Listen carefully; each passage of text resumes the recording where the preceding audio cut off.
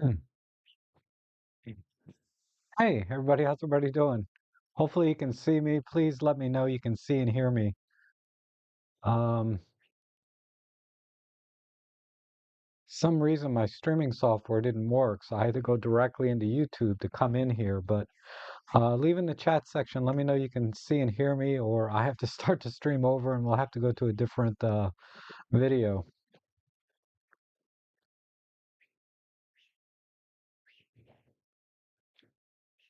Oof. Anyone here? Hello? I'll just type.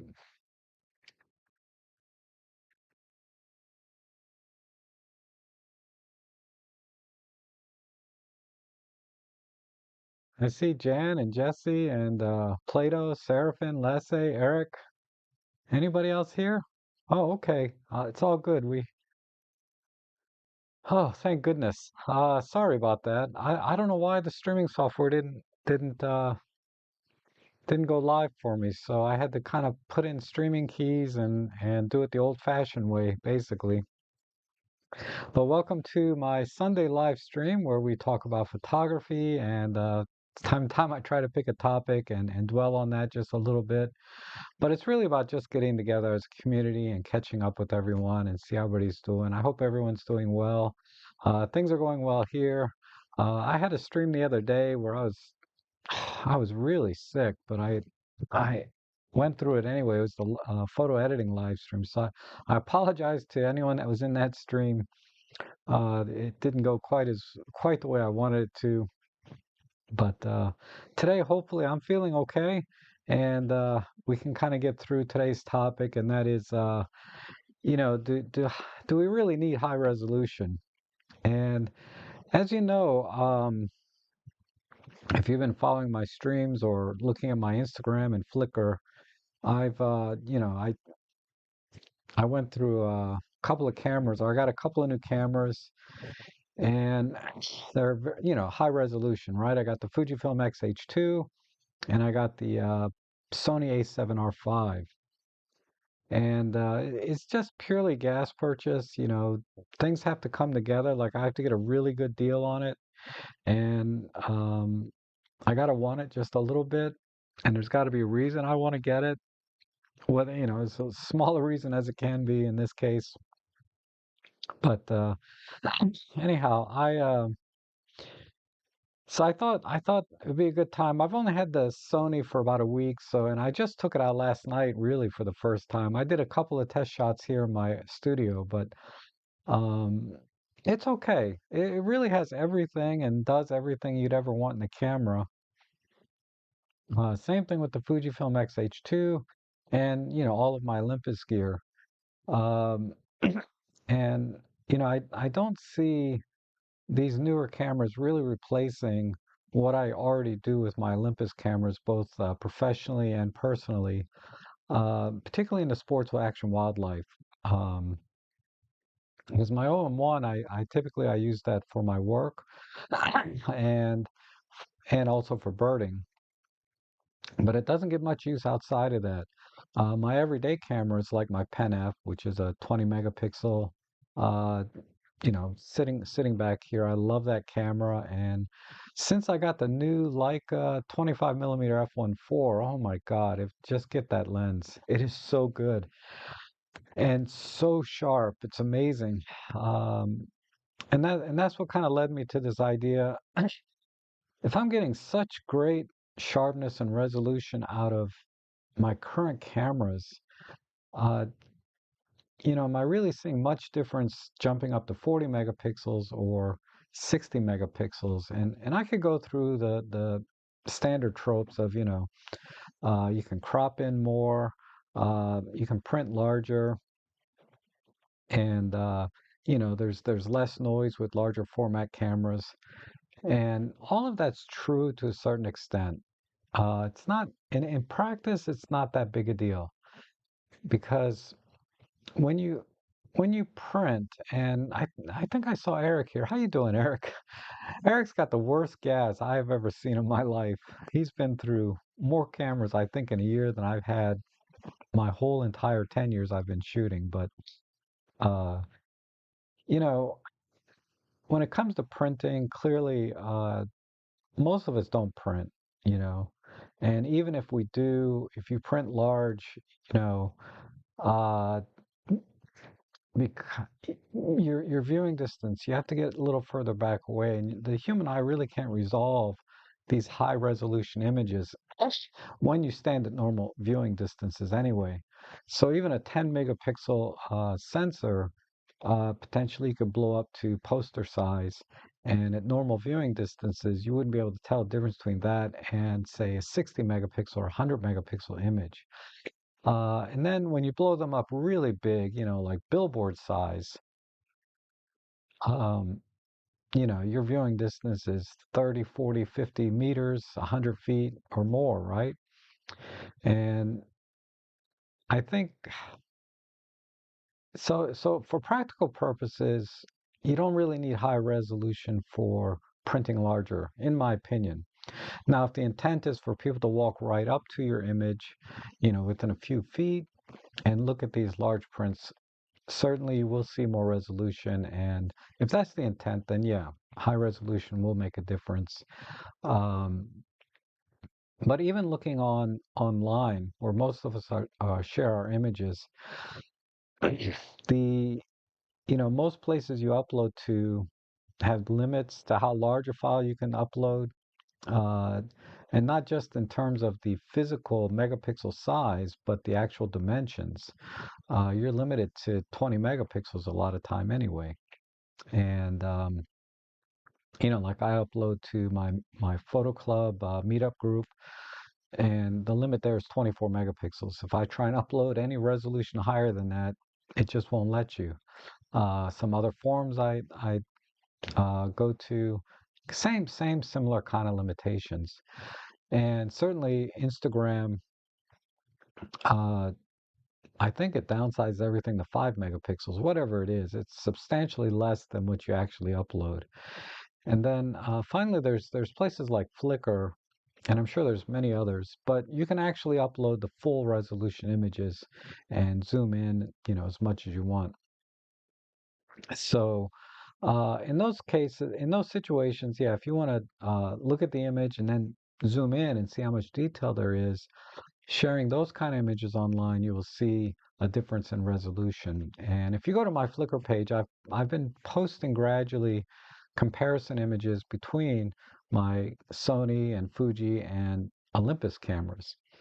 And even then, unless you pixel peep to some insane amount like 500%, the perceived difference in detail is very, very subtle. You have to have a very keen eye to notice a difference at 100%.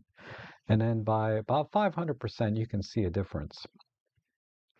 So I feel like um, for the most part, we really don't need more resolution. We don't need it, so to speak, but we want it, right? Hence, that's why I got these cameras. We just want higher resolution. And some would argue that, uh, you know, for a camera company to survive, they need to start creating higher resolution cameras. You know, OM systems in particular. Uh, I get a lot of comments about, you know, the last sensor at 20 megapixels, you know, was kind of a letdown. They wanted to see a little bump, sort of like Panasonic did, to the 24, 25 megapixels, and in, in my opinion, all that really allowed the Panasonic to do was to do 6K video, which you can't do with a 20 megapixel sensor. So we're limited to 4K. Uh, but you know, the test results that I'm seeing that start to come out now is I think a lot of reviewers are finding that, you know, there's not quite the dynamic range or noise performance that you get, say, from the OM1, which has the lower megapixel count. And that's another common sort of or common knowledge, I should say, that, you know, larger pixels give you less noise because of the deeper well depth or what have you. So when you're framing something in the same exact way, at equivalent focal lengths, and you have, say, the 12 megapixel A7S3, and you have a, you know, 60 megapixel A7R5, the A7S3 is going to have less noise for the same exact image at higher ISOs.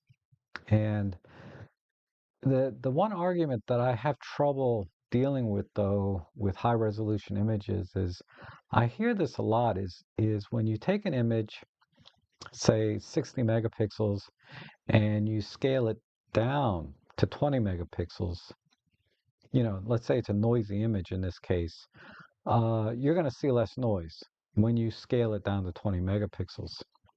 And I've seen some examples of this online, but personally, I have not been able to duplicate this uh, with my own images. I'll take and I posted some on Flickr. Let me move this window over here.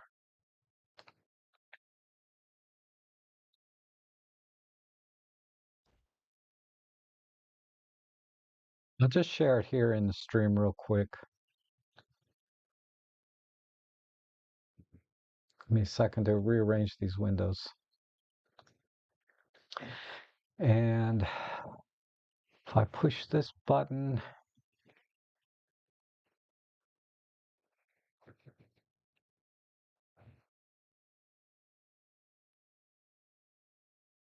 maybe this one? Yeah, this one here. So I've been posting the images. Here's an image I scaled down. This was a 61 megapixel image, and I scaled this down to 16 megapixels. Just a simple export. I didn't do any noise reduction or optical corrections or sharpness. It's just a straight out of camera raw image exported as a 16 megapixel JPEG image. And when you punch in, you can certainly see some noise. I think this was at 12,000. I forget. The EXIF date is down below.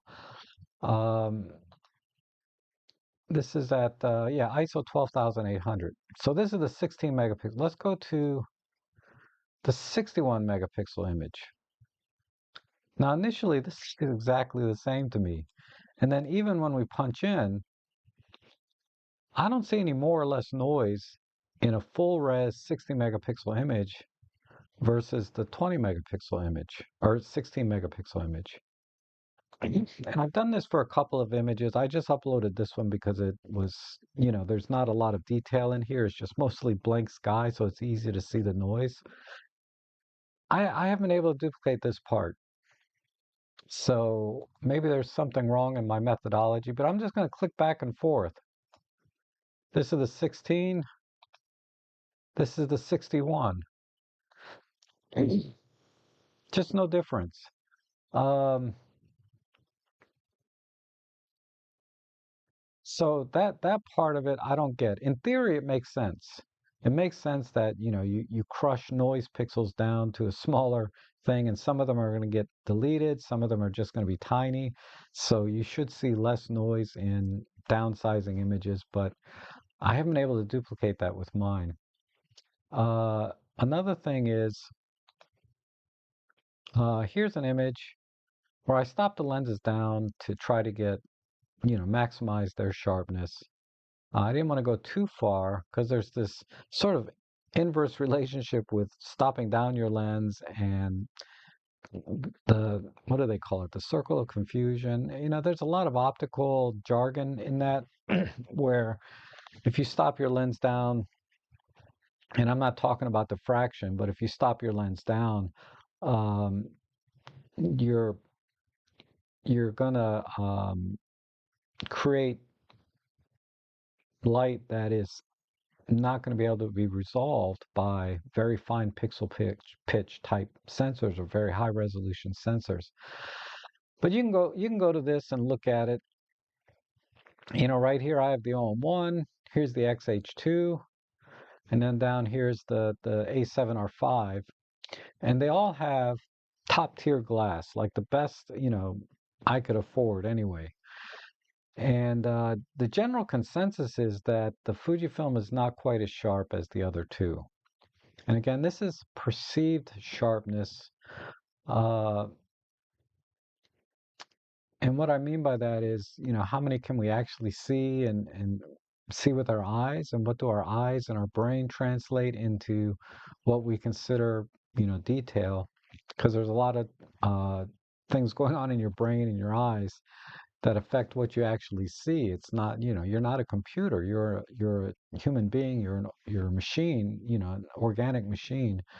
And our perceived detail is sometimes different than what the actual detail is.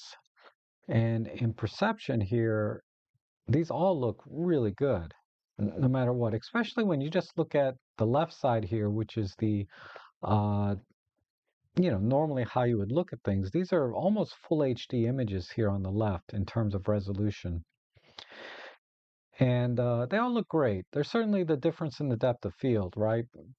Because of the crop factor, but uh, more or less, they all look the same to me.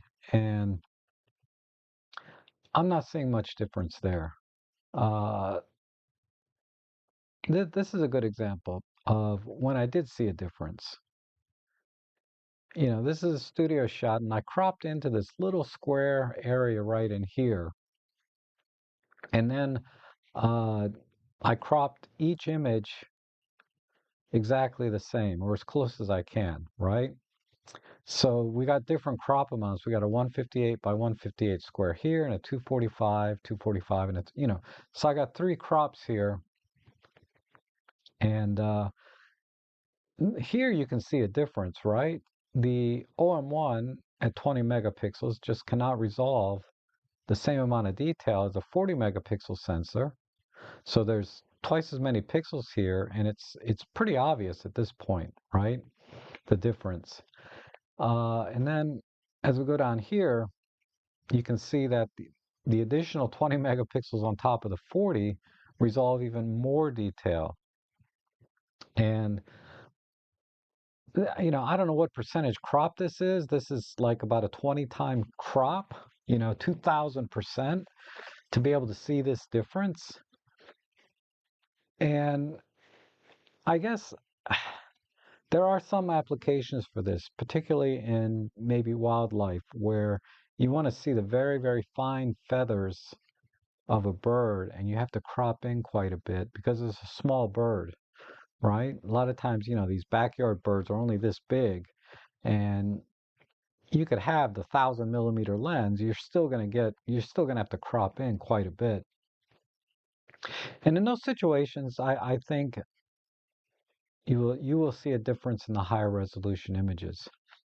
But if you are framing your images so that it fills about 1/3 of the frame or more, maybe even 25% of the frame or more, you're going to get more than enough detail in a 20 megapixel micro four thirds, or the 40 megapixel APS-C, or the 60 megapixel full frame. You're going to see about the same detail, not too much unlike this image here, where I was able to fill the frame roughly about 40 to 50% with the subject. And then when you crop in, there's so much detail there. Now, on my computer at home, excuse me, when I crop in 500%, you know, I see the finer details in the hairs, particularly under her eye, right in here, right in this area here. The hairs under her eye are very, very fine, and those details start to get lost at 20 megapixels versus 40 versus 60. Uh, Very, very fine hairs there. And this is where I kind of go back to how your brain works. Your brain kind of fills in those details for you automatically. So on initial inspection, you see the fine hairs and everything there. When you look at the image, your brain kind of interprets that for you anyway. So our perceived resolution of these images are virtually the same, even though if we really pixel peep way down, you can see the difference. And this is where we go back to cropping in on little tiny birds. and you can only get about this much of the bird in a huge frame like this, then yes, 60 megapixels, will resolve more, assuming you're close enough, because that's the other thing, right? If the bird is very small in the frame, is it because it's a small bird or is it because it's really far away? Because when they get really far away, then you start dealing with atmosphere problems, right? And heat diffraction and all kinds of other things that can interfere with how much detail it's getting back to your camera because it's just so far away. Could be foggy out like it is here this morning. You're not going to get any more detail out of a 60 megapixel camera versus a 20 megapixel camera. Um, and I'll show you another example here. Uh, this is in my meetup group. Whoops. I believe this is public, but I encourage you to join if you're local here in the Metro DC area. Uh, where is yeah, bald eagles.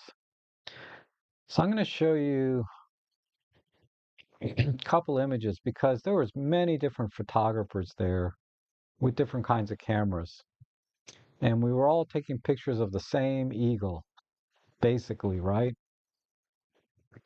So let's look at this one. Here's my image, uh, Olympus OM1, 300 millimeter f4 with the 1.4x teleconverter. So I have an effective focal 800 millimeters. Got this shot.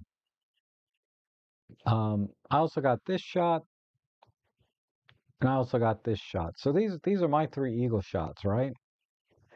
Now here's a gentleman that had the Sony A1 and the Sony 600 millimeter f4, so $20,000 in gear. And beautiful image. He did a better job than I did at capturing this thing before it went. And I saw this. Anyway, I wanted this shot, but I missed it. But when you start pixel peeping this image and the other image, that I took, I see really interesting. Um, and I think, yeah, here's another one. Excellent image, very good processing here. But again, I don't really see more detail, even though it was 2.5 times the number of megapixels.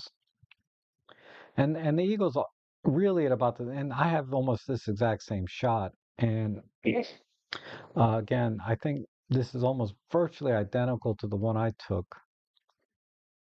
It's this one. Well, yeah, it's this one, more or less, right? I was standing a little bit to the right. So for birding and wildlife kind of things, uh, even then, here's one. This is a Canon R.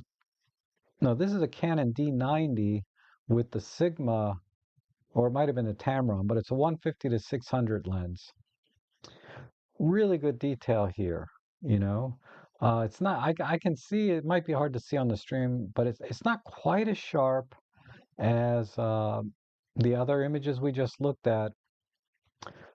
But for the most part, it's equivalent. Um, and then let's see. This is also the 150 to 600 Sigma or Tamron lens. And I think this is more the lenses situation where it's a little bit soft on the long end. Uh, and I'm going to look at one more. Let's see. Is it this one?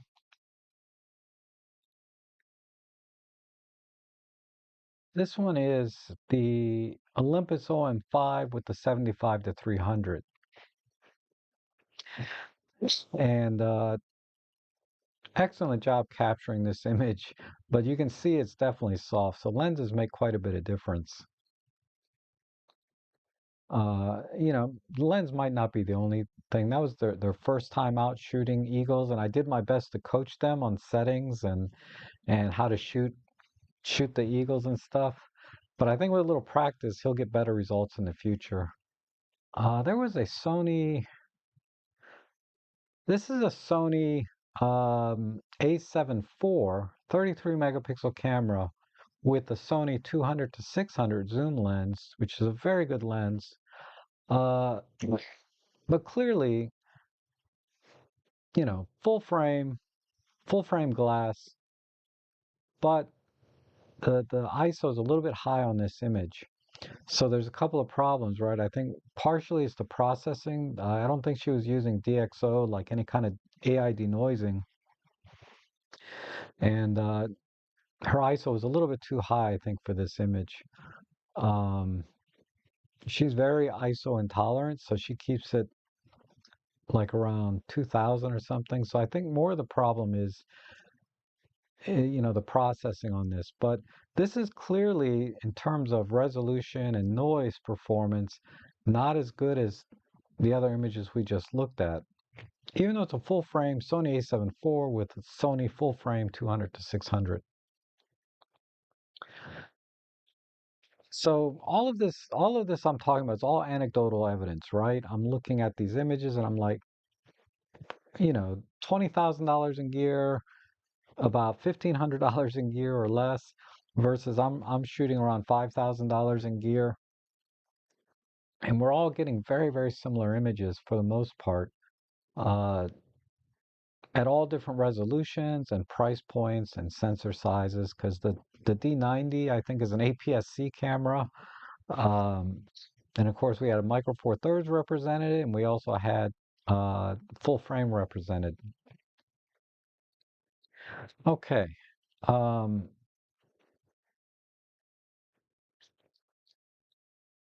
so that's what I've been looking at to sort of try to bring this conversation, or what I wanted to talk about in this stream today was,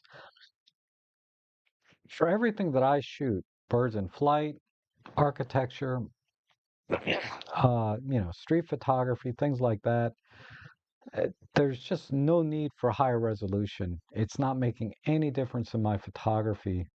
Um, what matters more, obviously, and I'm not talking about photography itself, I'm just talking about the gear side.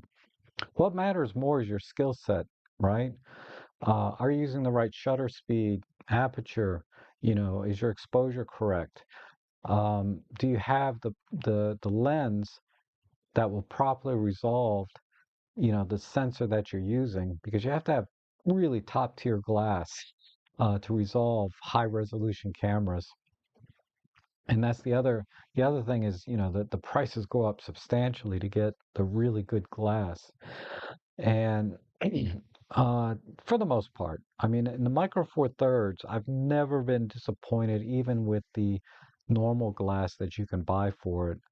Uh, like my 25 millimeter f1.8 from Olympus is not a pro lens, but man, is it sharp. It loses a little bit of sharpness in the corners, granted, right? But we're not worried about the corners so much, generally speaking, in our photography.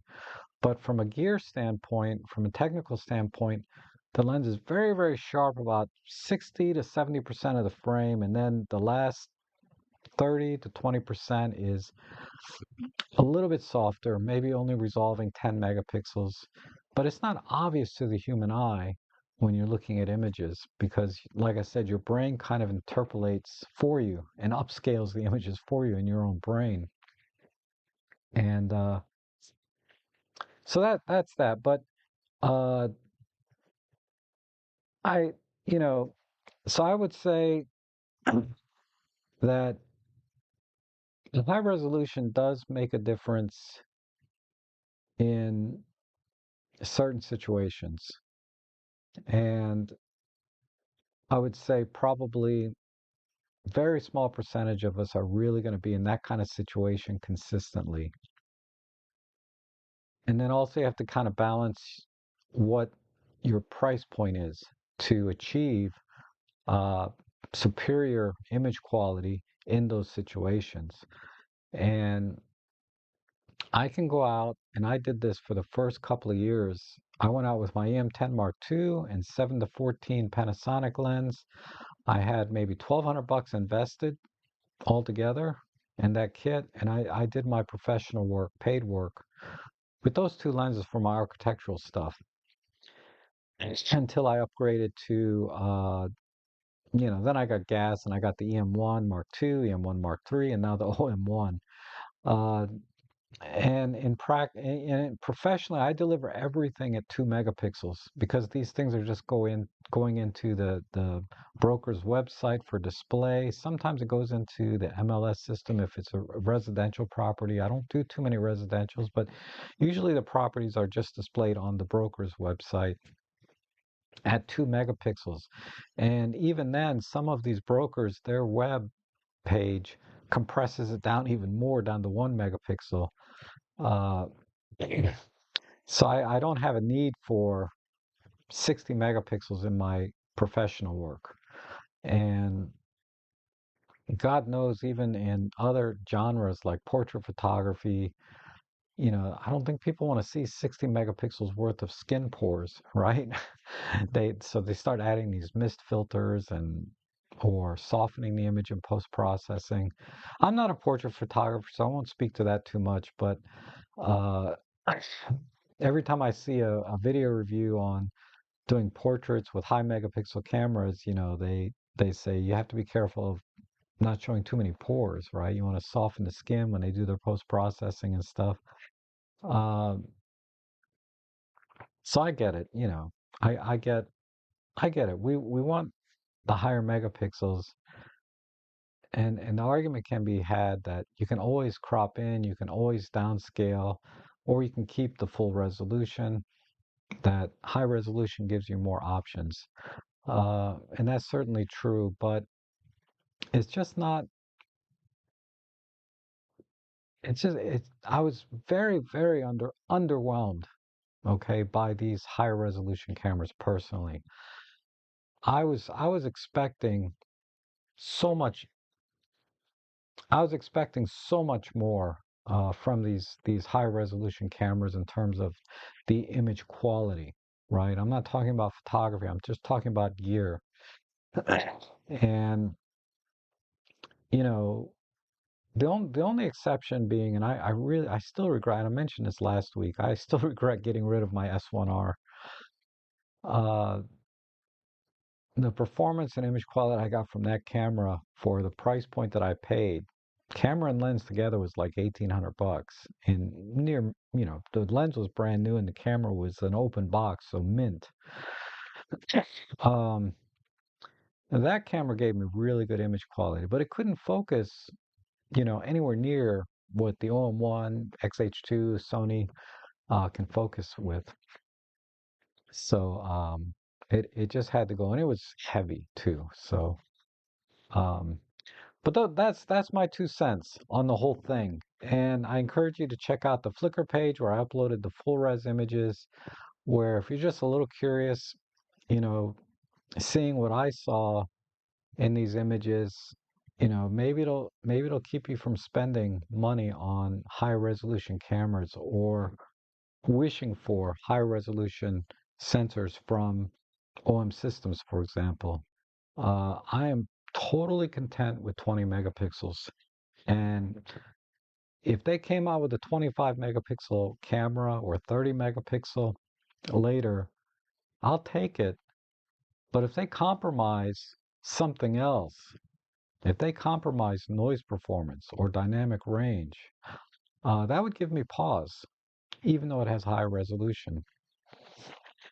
So that's that's kind of where I stand, and I get where OM Systems, assuming it's still the same group that was working in Olympus, albeit a smaller group of people, but they,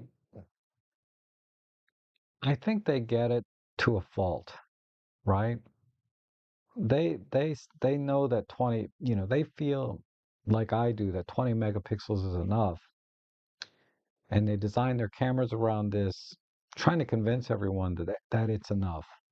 But the market, unfortunately, wants more megapixels, and that could be, you know, the the problem that OM system is going to have to overcome. Because no amount of marketing or, you know, what was their slogan recently? Whatever their marketing is, it's not going to overcome this perception that people want more megapixels.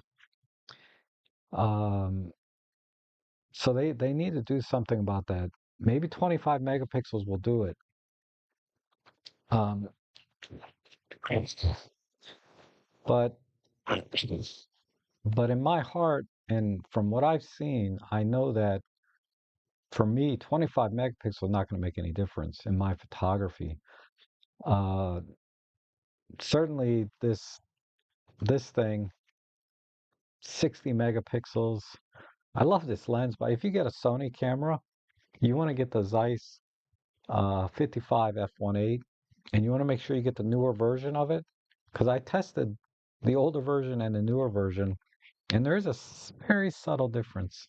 If you're looking for that technical perfection, there's a very subtle difference. But either way, you can't lose uh, with that lens. And the Sony, or I'm sorry, this Fujifilm, the 33 millimeter f1.4, excellent lens. And let me just mention one more thing about skill set and technique. I've noticed on the Fujifilm, not so much on the Sony and certainly not the Olympus, I have to be very, very conscious of my shutter speed because I am getting motion blur. IBIS and everything aside, I'm getting motion blur at like 1/100th of a second. Whether it's me moving or the subject moving slightly, like Ellie in this case, I have to be at 1/250th of a second or faster on the Fujifilm X-H2 to minimize or eliminate that motion blur because I can see it. I can see it when I go anything below that. So there's going to be certain limitations uh, when you go to higher resolution images. You're going to have to up your game just a little bit to get the best out of your camera. Uh, you know, the 20 megapixel OM systems, I think the IBIS system is amazing. But again, I have to stay at least 1/100th of a second on that one. Now, I know there's people that hand hold. If you're talking about still life and architecture, yeah, you can hand hold as long as you want, or you can put it on a tripod, whatever. But for me, if I'm hand holding and taking pictures of normal things, I'm out on a photo walk or I'm taking pictures of my dog, I need to be at 1/100th of a second on my Olympus. I need to be at 1/250th of a second on my Fuji. And the Sony, I haven't used it long enough to make a determination there. Uh, but I imagine it's going to be similar, somewhere between 1/100th of a second and 1/250th of a second. So that's all I have to say on that topic. Let me hear your feedback on that, and I'm going to go into the chat now and see what others might have to say about this. Um, how do I pull up this? I can pop this out. Whoops. Let's see. Timestamps. Go ahead and start typing any comments or questions here, and I will try and address them and give you my 2 cents on it while I pull up the window into the right place so I can read it. Unfortunately, I'm not going to be able to put them on the screen because my chat software crashed, or not crashed, but just lost the stream for some reason. Okay, so we have Plato, Lasse, Elaine, Seraphin. Good to see everyone. And this is back when I was starting. And Andres says, I'm thinking about a 25 millimeter lens for the Pen F. Would you prefer the Leica 24 Mark II or the Olympus 25-1.8 on the Pen F? Get the Leica. Get the Leica. It's amazing. Um, that tiny bit, that two-thirds of a stop difference, you can see the difference in the bokeh. It's very smooth and creamy. The 25 millimeter f1.8, the bokeh is just a little bit busier. The other thing is that the Panasonic Leica is sharp corner to corner when you stop it down to f2 or 2.8. The Olympus 25 millimeter 1.8, extremely sharp lens, but it's not sharp corner to corner, even when stopped down. I've done a lot of images at f5.6 and f4 on that lens, and it is, I mean, just razor sharp, like 70-80% of the frame. But towards the edges, not as, I mean, you can't tell. I can tell because I've been shooting that lens combination for a long time, the 25 1.8 and the Pen F. And the way I can tell is I do a lot of panoramas, right? So I'm stitching images together. And by stitching images together, you're cutting out the corners by default until you get to the edges. Uh, and that's how I get really pin sharp images on even wide landscapes when I use the 25 millimeter lens, because I'm cropping out the corners by stitching together. But if I'm doing a single image, I can definitely see that the corners, especially if you use high-res shot mode, because I do this a lot too, is I do panoramas and I stitch, but I'm doing high-res shot modes for each one. Sometimes I even bracket on top of that, you get carried away. But the Panasonic, I haven't used it quite as much, but what I'm seeing so far, particularly the bokeh, how smooth and creamy it is compared to the 25, that alone is worth the price of admission. And I believe from the few images I've taken, it is sharp corner to corner, uh, unlike the 25 1.8. It's probably not going to change how I shoot or how I compose things anyway, because I don't really care about the corners. But uh, yeah, and I don't think you need to get the version 2. I haven't tried the version 2, but the version 2 has weather sealing, supposedly better coatings, and a better autofocus motor. So if you buy it used and it's like $50 more, go for it. But when I was shopping, I was seeing them for about $100 more, and those additional items were not, or features were not important to me. So I just went with the version 1, and I got one in mint condition.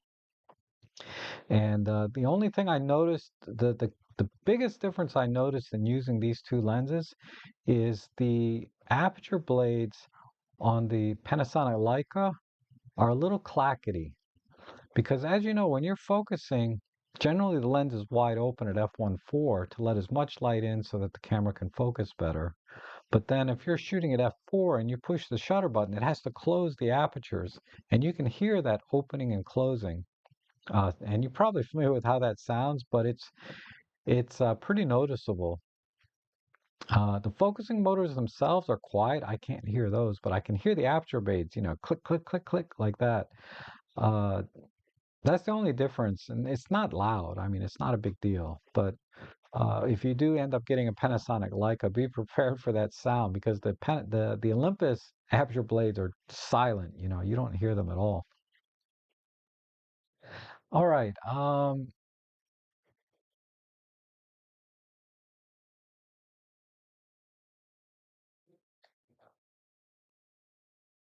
And JSW Cat says the Sony IMX492 is a micro four thirds format global shutter CMOS sensor with 47 megapixels. Anybody heard of this? It's available in some industrial uses, but why can't it be applied for commercial? Probably cost. And it depends what the commercial, I don't know anything about that sensor, but I have heard of it. Uh, it depends on what the application is and if it's suitable for uh, photography, right? Because the sensors are used for all different kinds of things, not obviously not always for photography. And it might be just perfectly fine for its application, but in photography, it may have some serious deficiencies, or maybe not. Or, and there's no deficiencies with the 47 megapixel sensor, then it's got to be cost, right? Otherwise, we would have been using this a long time ago. because global sensor technology is nothing new. I've been reading about it since I got started 10 years ago, and I don't know if it was, how much longer before that it existed. But there's been a reason it hasn't been implemented into photography, whatever that reason is, for many, many years. And Plato says the industry makes us believe we need and want Yeah, that's absolutely true. Um, and Seraphin says, I've done poster size with 20 megapixels, so I'm good. And I've been playing around with high resolution mode for portraits. Yeah, I've seen some people using high res shot mode on portraits. Like Joe Edelman did a couple that were pretty slick. And I've done some, I don't think portraits, but I've done some birds in high res shot mode when they're on a stick and not moving much. I got really amazing results. And that's something I didn't even touch on. I need to show those images. I'll come back to that. But what I wanted to show you was uh, the high res shot mode versus 60 megapixels. So we have an 80 megapixel Olympus image versus the 60 megapixel native image from Sony, and also an upscaled 20 megapixel image upscaled to 80 megapixels via the Topaz Gigapixel AI software. But spoiler alert, um, the Sony was the sharpest. The Olympus came very close, but it was a little bit soft. But it did resolve a lot of detail. And the Gigapixel was just a train wreck. Um, and I'll show that a little bit later. And let's see. And Thomas is here. Good to see you. 17 degrees Celsius in Georgia. So that's got to be in the 50s or so here in Fahrenheit. And let's see. Greetings from the West Coast. Good to see you. That is from Sid Marina. Sid Mariner. Sorry, Sid. All right. And why is this not scrolling? Okay. And uh Robin Wong is here. Hey Robin, how are you? I'm so glad you could join us today. I know Robin's been talking, a lot about this, what OM system needs to do. I think your last stream was about lenses or sensor. What's more important? Definitely put me down for lenses. Lenses are key because if you have a cheap kit lens on a 60 megapixel sensor, you're not going to get any more detail than a really good lens on a 20 megapixel sensor. Or even a kit lens on a 20 megapixel sensor will look the same as a kit lens on a 60 megapixel. But don't quote me on that. I haven't tried it. And John Matthews says the difference between a 45 megapixel D850 camera and a 61 megapixel A7R4 is rather small in terms of subject size in the frame. It's nowhere near the difference of 4 megapixel and 20 megapixel, yes. Because I've been shooting my little old Fuji cameras that are like 2 megapixels, and you can see 2 megapixels is 2 megapixels. It's not the same as taking even if you take a 20 megapixel image and downsize it to 2 megapixel, it still looks better than a native 2 megapixel image. Certainly. And JSW Cat says more megapixel gives you more cost, more weight, need for more storage space, the problem, more time processing, and just more of everything that you really don't need or have the budget. That is true for many of us, right? Uh, Many of us don't want the extra bulk, size, and weight of using high resolution, full frame, medium format type cameras. Because man, that I got gas for a GFX 100S like you would not believe, but thankfully it's just so out of my price range that it'll never happen. Which brings up the other point you made is about cost. Uh, Storage space is becoming less of an issue, but processing, like you said, the images. I've noticed even on my what I think is state of the art laptop, uh, it takes a little longer to process those images, and I can only imagine on an older laptop what you'd have to be going through. Um, but yeah, I agree with that. For most people, that is the case. For some, it doesn't matter. They got more than state of the art. They got some godlike machine for processing, and they got money to blow left and right, which uh, which brings up another person to mind is the I forget his name now. It's not his fault. It's my fault. My brain is not. Marcus Pix, that channel. That's a guy that can buy anything, right? What does he buy? 24 megapixel A7 III because he likes the colors. The resolution is more than enough. I think he had the A7R5 for a little while. I haven't seen him use it in any of his videos lately, so maybe he got rid of it. But um,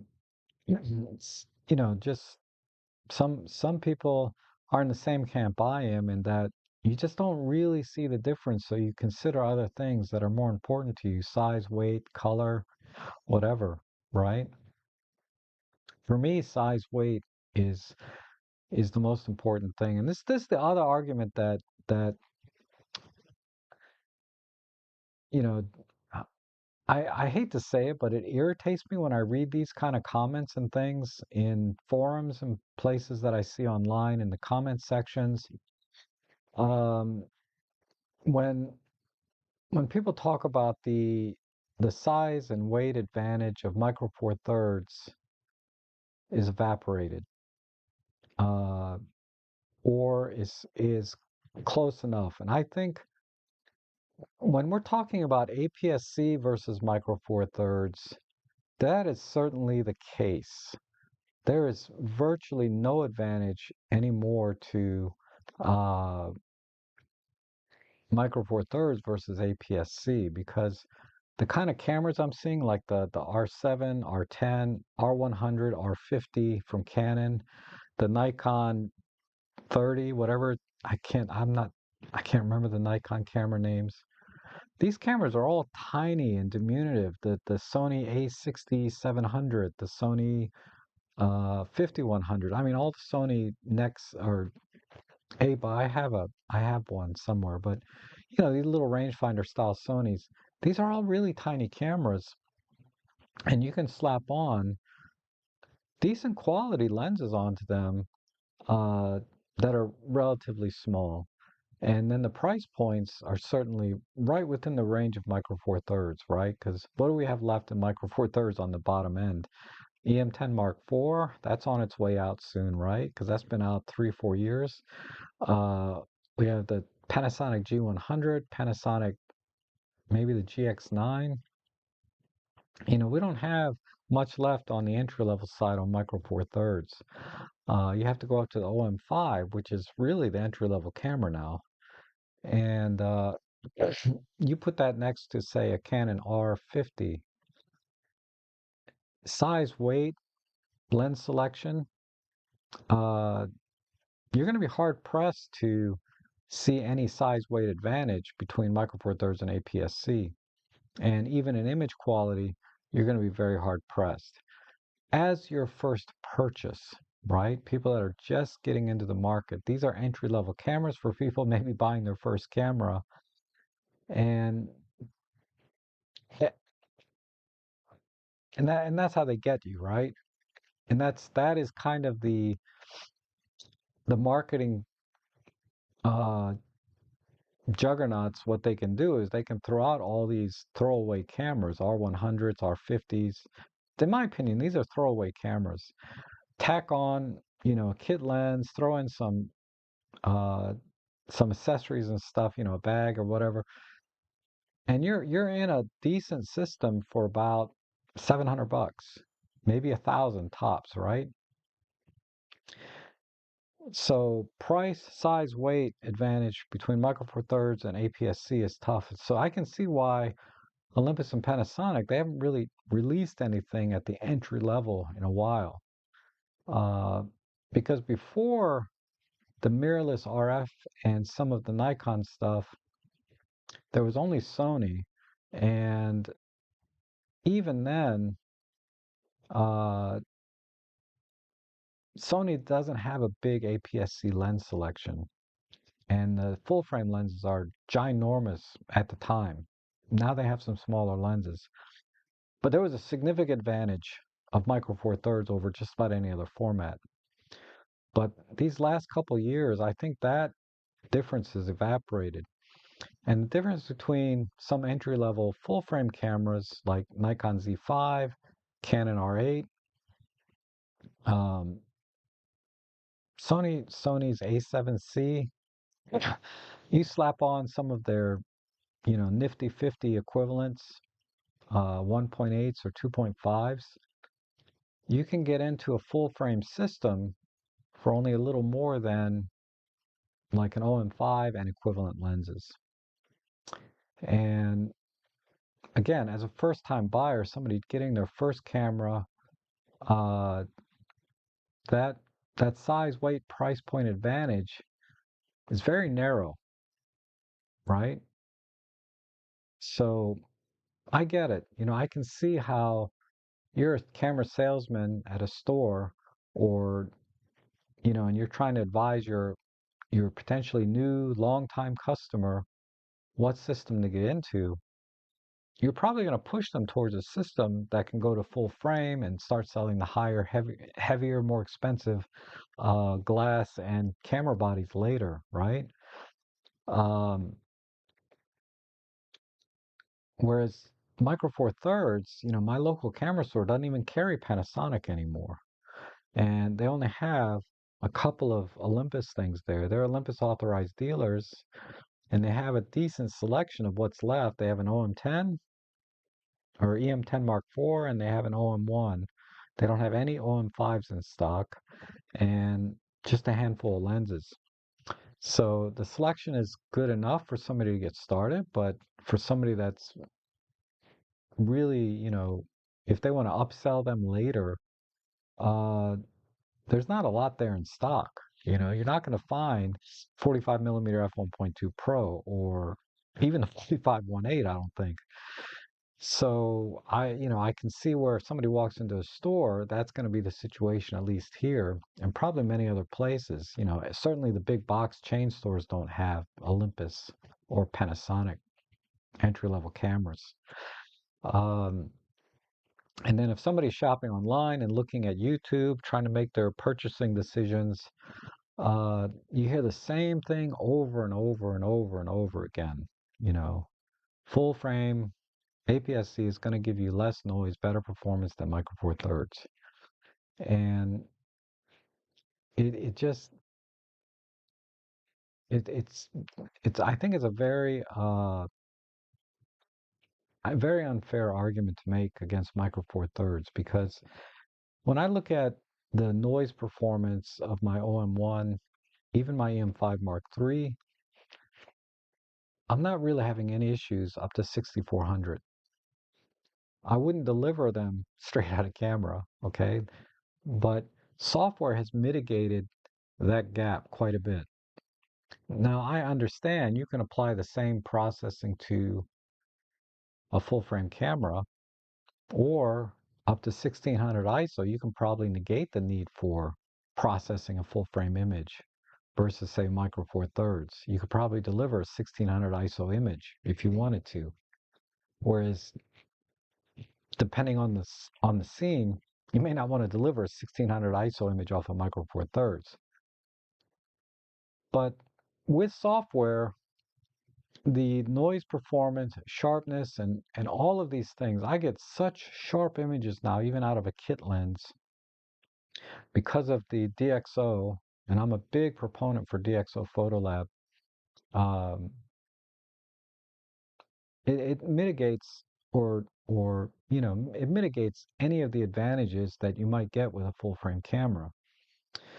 So if you're shooting Micro Four Thirds and you like the format, you like the lens selection, definitely get DxO Photolab 7 with my affiliate links down below.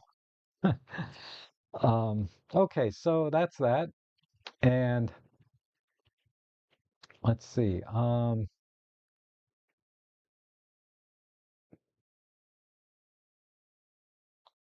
Raphael says, I think we have excellent sensors of several number of megapixels, but the difference in the quality of the image is always the lens. Yes. And Jet Set says 16 megapixels is enough. And George Mooring is here. Good to see you, George. And good to see you, Jeff Painter. Really appreciate you guys coming in. And Jan, always good to see you. He says, I found Fuji lenses to be overpriced and worse than other brands for what you pay. Especially comparing to M43 Zuiko and Panasonic, Fuji lives from the brand hype fan-based marketing called type. Well, there's certainly a very strong brand loyalty, I think, across any brand, right? If you buy Canon, you rave about the colors. Same thing with Nikon. You rave about the ergonomics and the colors from Nikon. If you're a Nikon fanboy, if you're a Micro Four Thirds fanboy, same thing. Colors, size, weight, performance. And then Fuji, of course, is the thing, Fuji colors, film simulations, recipes, the design, the vintage design and look of the Fujis. Uh, you're just going to get that. That's just human beings, right? We all like to feel like we're part of something bigger than ourselves and that, um, we like to be around other like-minded people like ourselves. I'm no different. I'm always happy to be here in the chat with all of you because most of us love Micro Four Thirds and everything it has to offer. Uh, so I think what you're saying could apply to really any brand, and with the exception of overpriced and worse than other brands for what you pay. I think relative to Micro Four Thirds, that is absolutely true because the lenses in the Micro Four Thirds systems are so good and they're reasonably priced until you get to the pro level, which brings up another thing I want to show you guys. I'll come back to that. Hold that thought, as three blind men and an elephant would say, right? Hold that thought. Uh, I I I've been there isn't a lens that I've been unhappy with in the Micro Four Thirds system relative to its price. If I paid $1,000 for a kit lens, I might be a little unhappy. But and that's what I'm finding with Fuji is, it was like 800 bucks for that 33 1.4. It's like 800 bucks for the 55 to 200, quote unquote. That's kind of their kit lens of our $99. Well, let me be fair. It's retails for $199, 40 to 150 f4 to f5.6, which is one of the sharpest lenses that you can get, regardless of price point. In my opinion, especially for the size and weight. That's why I have not bought the 40 to 150 f2.8 or the 40 to 150 f4 because I can do everything with that 40 to 150 f4 to 5.6. You throw in DxO Photolab on top of that, and you've got a pro lens for $199. I only paid $99 for mine, but it's on sale right now for $129. If you don't have that lens now or that focal range, 40 to 150, if you have a 2.8 Pro, forget it. Don't buy a kit lens unless you just want something small to carry once in a while. Or if you have the f4, extremely sharp lens. Um, no reason to buy a kit lens, but if you don't have that focal range now, start with that. Start with that. You'll be able to sell it tomorrow for $99. People will buy it. But uh yeah, I am a little bit taken aback by the prices to get decent glass from Fuji. It's pretty pricey. Now, the only exception I have found is the 35 millimeter f2 XC version, which is the little plastic 35 millimeter. So it's kind of their plastic fantastic nifty 50 equivalent. That lens is really good for the price point, and it worked really well on my 20 megapixel Fuji, my X-T30, before I traded it for the XH2. But I think I had to go to the 33 1.4 to really resolve as much as I can out of this 40 megapixel sensor. And the few test shots I did before and after, I got rid of that lens, I do see a difference. However subtle, the you won't see it in my images, but I can take a little pride in knowing that I was able to deliver the best image possible, even if after I deliver it, nobody can tell the difference, but it's all about how I feel about the images that I deliver. Did I do the best that I can with the camera and gear that I have? And when I have the Fuji 3314 and the X-T40, I know that I am delivering the best that I possibly can from the gear that I have to the general public if I'm just posting on Instagram, which is all I've done with this camera at this point. But that's just how I feel. I try to take a little pride in my work uh, when I publish things, whether it's like I said, just for Instagram or Flickr or to my clients. Whether they can tell the difference or not is not important. As important to me as knowing that I did my best. Um, Jet Set says likes the Fuji X-T1. Yeah, that seems to be making a comeback. I'm seeing that pop up more and more. People talking about the X-T1. And Jan says also I don't know if it's maybe a combination of everything, lens, X-trans pattern, autofocusing, but creating critically sharp images is way more difficult than on other cameras. Yeah, it's all of those things, right? Um, I mean, if your focus is off a tiny bit, a high-res sensor is going to see that more than a low-res sensor.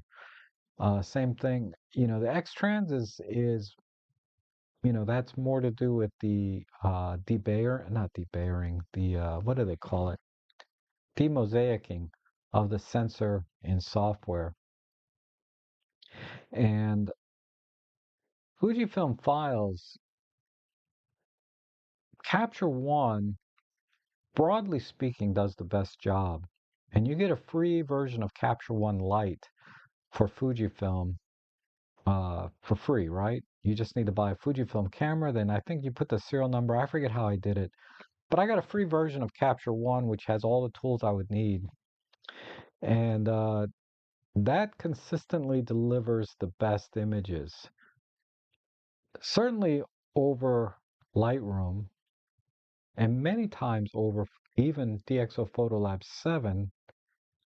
However, if you, and I'm working on this, I've been able to tweak the settings in Photolab 7 to be able to deliver better images than Capture One. Now, I just have not shot enough with the XH2 to consistently reproduce better results. But sometimes DxO will produce a better result, sometimes Capture One will produce a better result. And when Capture One produces a better result, sometimes I can tweak DxO to produce an equal, if not better result than Capture One. But I have to tweak the noise and XD prime sliders a little bit, and I haven't been able to do it consistently. But the few images I've tried it on, when I did get it to work, it was perfect, and even better. So yeah, the X-Trans sensor definitely is a little bit of a challenge for most software. And I'm talking pixel peeping levels. When you just look at the image as framed at normal viewing distances, you really can't see much difference between these three softwares. With Lightroom, if you use the enhance uh, raw image feature, where it creates a separate DNG file, it does really good with Fujifilm. But that workflow is like, double, right, what you would do in Capture One or Photolab. But certainly, the lens makes a big difference. You have to have a lens that's going to resolve those very fine pixels. I think the pixel pitch on a Fuji is like 3.0 something. On the OM1, I think it's 3.36 or 3.4, and then on the A7R5, it's like 3.6 or 3.7. So the Sony, even with its higher resolution, I think has the largest pixels, larger than the OM systems, and they are both have bigger pixels than the Fuji. So the Fuji is very, very demanding on lenses because of that very fine pixel pitch.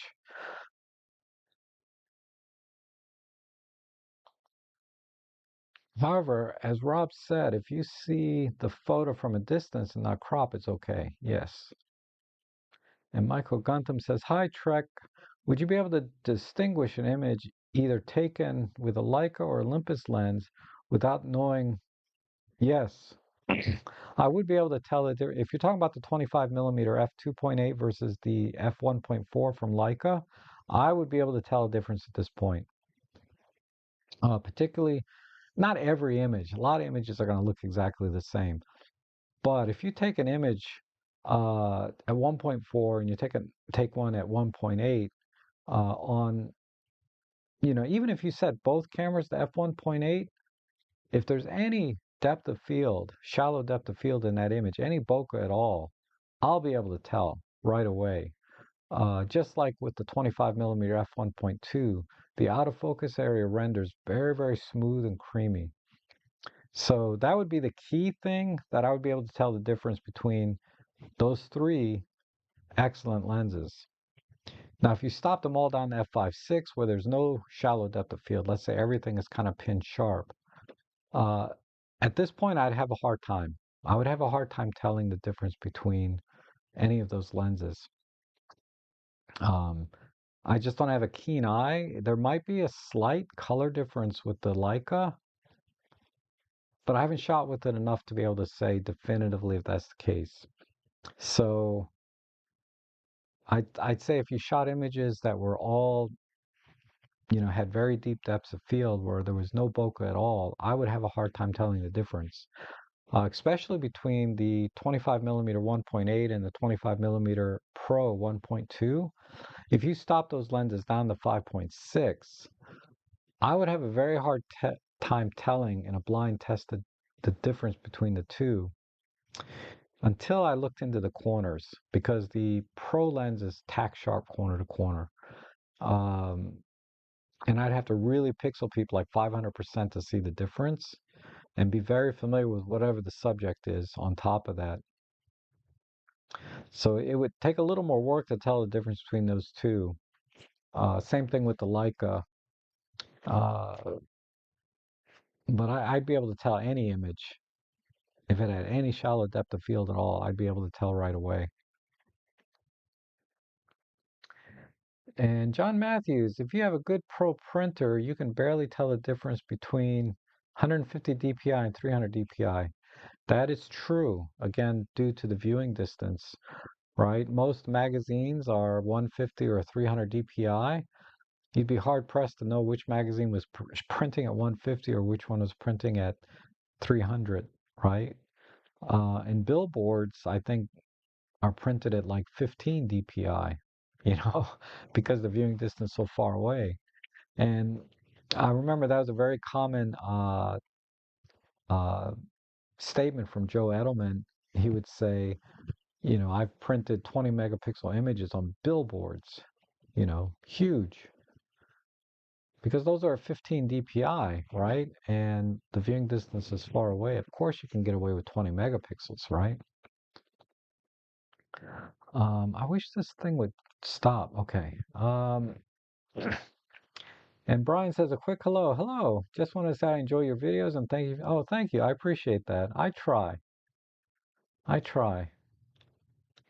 And how does the 25 1.4 compare to the 12 to 40 f2.8?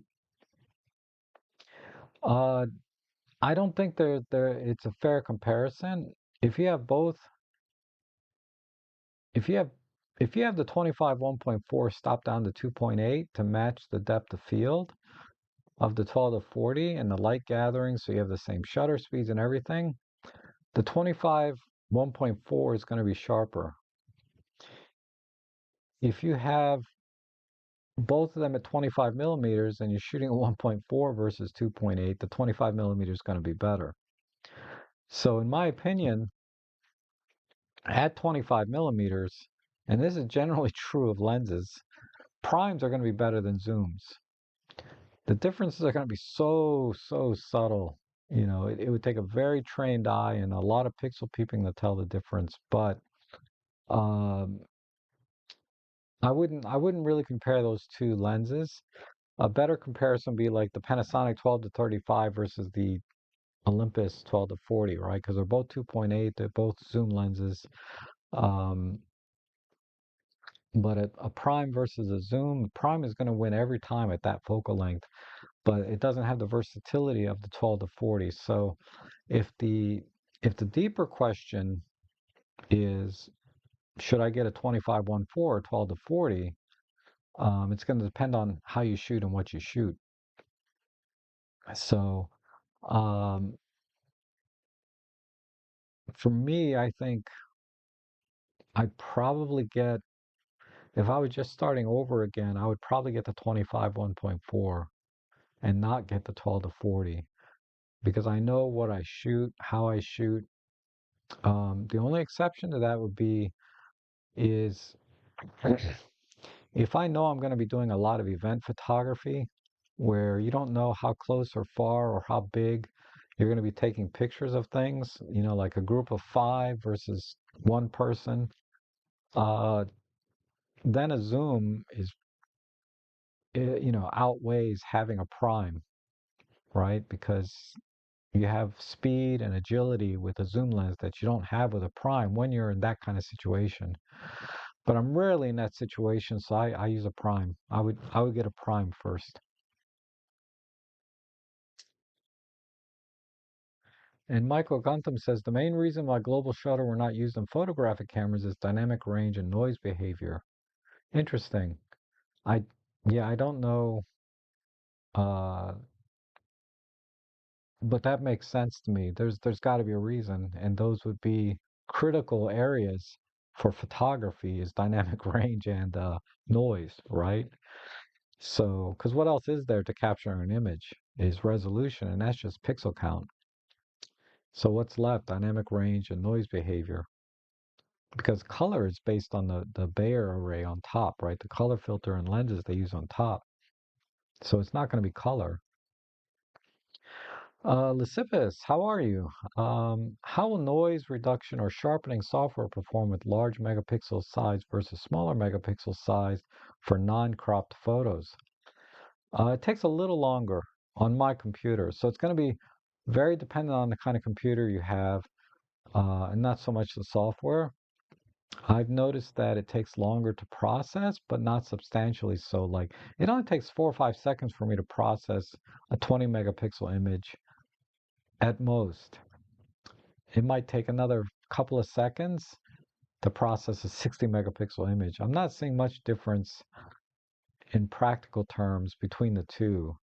If I'm processing one at a time, if I had to process bulk, right? Like I just did an event and I got 1,200 images, then I might see a substantial difference in how long I have to wait before it finishes bulk processing all of those images. So I think when it comes to processing, noise, let me just rephrase this.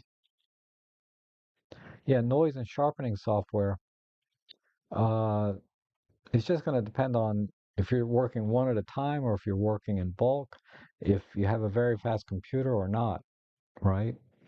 Um, For me, I don't process in bulk and I have a very fast computer, so the difference in performance is negligible. But change any of those things. If I start processing in bulk, right, uh, and I had a slow computer, that could be a big problem. It might take several hours, if not all day, to process 1,000 images. Because I know when I had my previous computer, and that was a power horse a couple years ago, 3 years ago. Uh, it would take 2 to 3 hours for me to process about 300 or 400 images on that computer. It also took, you know, 10 to 15 minutes to process a video. Now my new computer, I'm processing in about 15 to 20 minutes those same group of images, and I'm also processing my video in about a minute and a half. rendering time versus, taking 10 to 15 minutes on the old computer. So computer plays a big role in that and your workflow. And John Matthews says, I argue that the large megapixel sensors that perform well might be too costly for M43 to make sense. Already I've heard full frame sensors are cheaper than micro four thirds sensors due to lower production costs. I find that hard to believe personally, okay, because sensors are put onto a disk, right? Or let me back up a little bit. Sensor manufacturing is all about these little platters. I forget what they're called, but you get these little pancake-sized platters, and they might be this big or this big, whatever their size. And they can put, like, let's say 100, and don't quote me on any of these numbers, but let's say they can put 100 full-frame sensors on a disk, right? And it's called lithography, where they use, it's basically a photographic process. They burn these images or sensors onto the platter and then cut them out somehow. But let's say you can fit 100 on there. This platter might cost, let's say, $10,000, right? And again, this is just a number I'm pulling out my butt. Uh, when you that same platter will probably hold at least 500, micro four thirds sensors. So that same $10,000 platter, your cost per sensor is a fraction of the cost per sensor of a full frame sensor. And that's why full frame cameras, at least the sensor side, the manufacturing side of these sensors, will never be cheaper than producing smaller sensors. There was a white paper produced by Canon that I read many years ago talking about this very thing. They were talking specifically about full frame versus APS-C, and the cost per sensor was substantially different because you can produce 100 sensors onto a platter, full frame sensors, but there's a defect rate. It's higher. The defect rate is higher on full frame sensors in the production process. So it might be 4 or 5%. So 4 or 5 of every plate, 4 or 5 sensors are not going to be usable. Versus, let's say you put 500 micro four thirds sensors on the same platter. The defect rate is lower in terms of percentage. So you might get 10 or 15 defective micro four thirds sensors, but it's a smaller percentage of the whole. So the cost is even lower by that fact. And this is based off a white paper I read 5 or 6 years ago. I doubt anything has changed in the sensor fabrication process since then significantly. Uh, so this statement that I've heard this too, where they say production costs are lower for full frame sensors. I don't see how that's possible unless there's been some dramatic change in the fabrication process that I'm not aware of.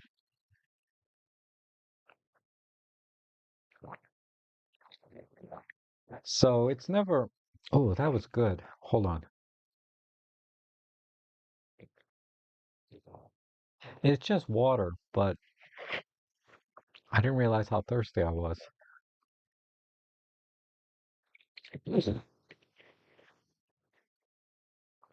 Let me just take a break. I've been talking for over an hour. Um, I'm gonna give my voice a rest just for about 5 more seconds.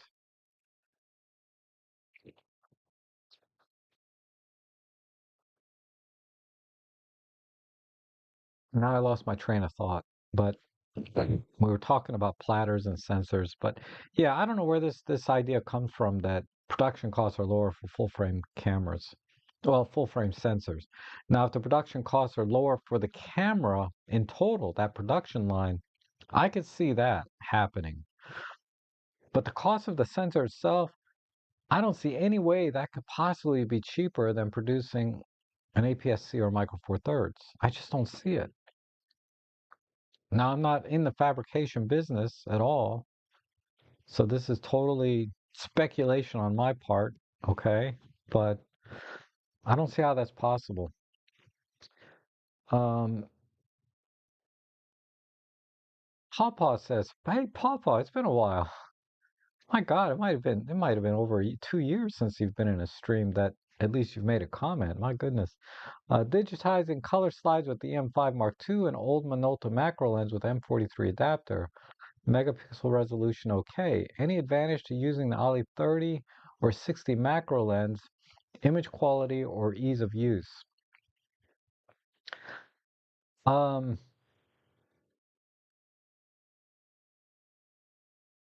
I doubt it. I would say the fact that you can autofocus and you have less weight, overall in the setup would be an advantage. But I don't know exactly which Minolta macro, probably the 50 or 60. I forget what focal length the Minolta was. Uh, but macro lenses are slightly I would have to say, the 30 or 60 is going to give you better image quality, but I don't know if you'd be able to tell a difference if you're just scanning film, because film itself is not all that high res, right? I mean, it is and it isn't, but uh, if your workflow is pretty smooth now with the setup that you have, I wouldn't spend money on a macro lens just for that. I can't think of any scenario where buying another macro lens would improve the quality of the images if you're already using a macro lens. Now there are people that use like extension tubes with regular lenses, and I would argue that you're going to be better off with a macro lens because extension tubes, just mess up the optics of the lens. You can't really tell a difference for normal, just everyday type stuff. But if you're very critical about getting the best image quality possible, and you want to get close up, a macro lens has different optics in it so that you're basically getting corner to corner sharpness and you're getting true one-to-one magnification. And those things, they pay extra special care to those particular optical qualities in a macro lens, say versus like a normal portrait lens or telephoto lens. Um, those lenses, you don't have to worry about those kind of exacting measures. So it doesn't affect the image quality in general, but macro lenses, they pay particular attention to corner to corner and reproduction in terms of size relative to the sensor. And Marco's here. Hey, Marco, good to see you. Um, and John Matthews says Marcus Pix uses A7R5 for shooting 8K on his cooking videos. Okay, yeah, I wasn't sure. I don't watch all of his stuff. I watch it time to time when, you know, he can crop after the fact for his 1080p videos. Okay, that makes sense. That makes sense. He must have a channel for his cooking videos on YouTube. Maybe not, but Marco says, or I'm sorry.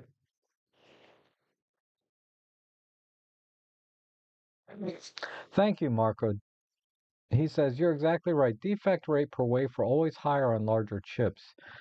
And the only other thing is consider is scale. If they're manufacturing 10 times the number of full frame sensors, cost per wafer will be reduced, but not enough to make up the difference. Okay. Wafer is the word. Yeah, they're called wafers. My brain. I very selectively forget things, not by choice. Just my brain just says, that's not important. It's gone. Subconsciously somehow it goes. Uh, could be lower sensor costs due to volume. Yep. I mean, there's lots of different reasons, right? Um, that they might be able to reduce the cost of a full frame camera over, say, a crop sensor camera. And volume is probably the key reason, right? But that data is very hard to extrapolate from the kind of numbers that we have access to as consumers, right? We're not a corporation. You know, um, we're not privy to, what do they call it? Trade secrets, industry secrets, things like that. Okay. And John Matthew, oh, you guys are talking, but Basil says lower sensor cost due to volume. So very good. So I'm not seeing any new questions. That reminds me, I wanted to come back to um, Adam Favre says Fuji was wise to offer off-the-shelf editor as opposed to poorly recreating a tool on their own. Yeah, that was a great move on Fuji's part. And Robin Schaefer says, "Hi Rob, joining late as usual. The home system page shows the 4150 kit lens on sale for 129, but out of stock." Yeah. Okay, that reminds me. Okay, let's catch up. Let me just see if I missed anything else. Uh, there are counted Fuji lenses that can resolve. Uh, yeah, I checked their website and I got one lens that officially supports the 40 megapixel, the 33f 1.4. But I wouldn't be surprised if the Sigma 56 1.4 is able to do it, because that lens blew me away when I put it on that Fuji. That that lens is really would be the only reason I'm keeping the whole system at all is I really love the 56 millimeter 1.4 on the Fuji. Uh,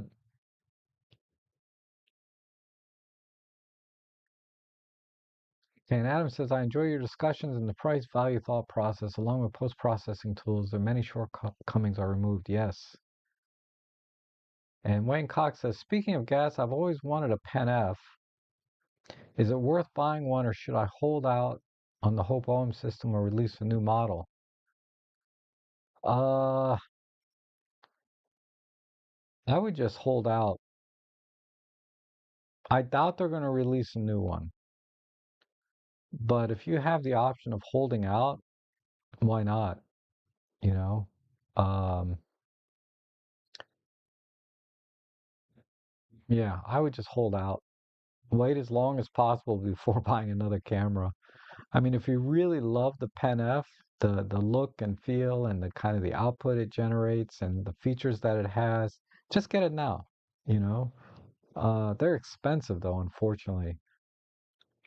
And if they come out with a version 2, you can sell your current one and get the version 2 if it ever comes out. So that's the other option. But if you don't need it and you just kind of want it, I would just hold out until we're pretty certain it's not going to happen. And that might be a year before we know it's going to come out. I'd say if it's been a year or two and nothing's come out, just buy the original. It'll probably be cheaper by then.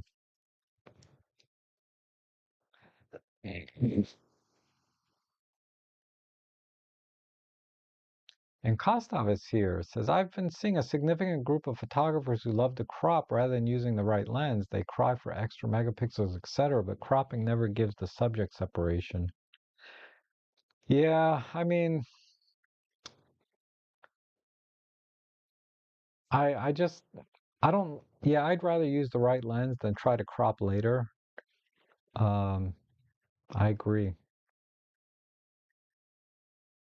I think cropping in after the fact is a very, very poor compromise to getting a high quality image. I mean, if you don't have any choice, yeah, crop, but try to get the right lens for the job always. And Neo, my goodness, hey Neo, it's been a long time. Good to see you. And still rocking a 12 megapixel Canon 5D and the classic DF, awesome cameras, and the M5 Mark II at 16 megapixels. I'm gonna have to do a whole stream on the EM5 Mark II because that is such a great camera. As the others you have, the DF and the 5D, there's so many great cameras in our camera history that it's it's a great time to be alive if you're a photo enthusiast because you can get all these great cameras for relatively little money. I mean, a EM5 Mark II, $400 or less, maybe $200, I don't know. Next to nothing, relatively speaking. When you look at a $6,000 A9 Mark III, right? What's a few $100 for a 5D Mark II or EM5 Mark II? And JSW Cat says, I edit everything on Photoshop Express on my iPhone 14 and will sometimes go to my iPad. I do not use any desktop at all, so the small megapixel size is a benefit to working on these parameters. Absolutely. Because, these iPhones have what, 128 gig or meg, whatever it is, a fraction of what a hard drive is in any case, right? So you could only take a few images anyway before you have to offload to the cloud. And Roger Colomati says, Uh, Rob, I'm looking to replace my 14 to 150 kit. Again, I have the 8 to 25 Pro, the 25 to 30, the 45 to 60, the 75 to 300, and the 100 to 400, bridging the 25 to 100 gap. Any suggestions? 12 to 100 Pro or 12 to 200? Um, okay. So before I just the short answer is the 12 to 100 Pro all day long. Forget the 12 to 200. Okay, but let me give some thought to this. You have a 14 to 150.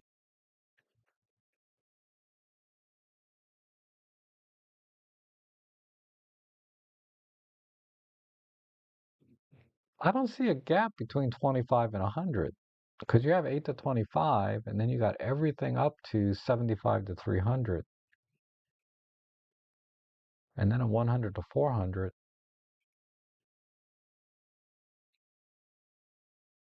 So between those two lenses, because I've seen a lot of images from the 12 to 200, it's a heavy lens for what it is.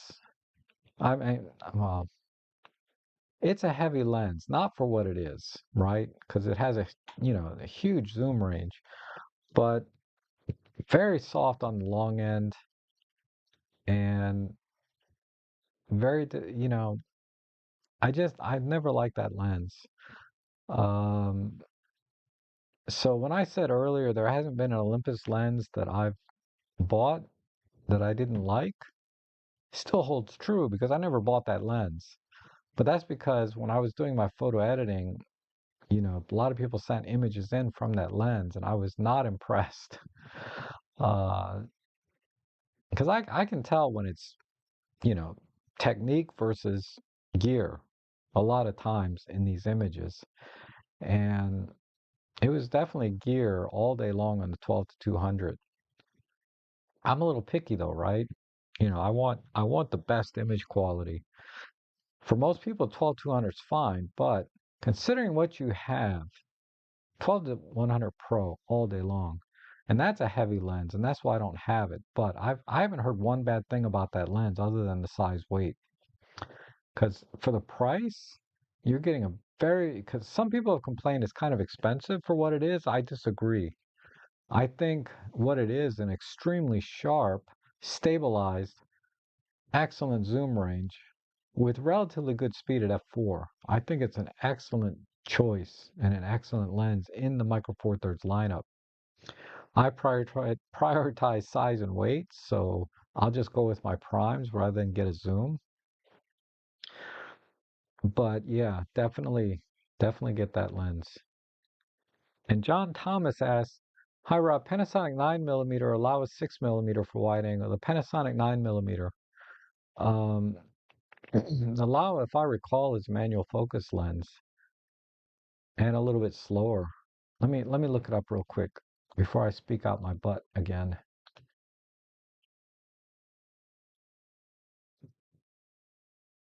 It's an f2 and it's an autofocus and it's rectilinear. Interesting.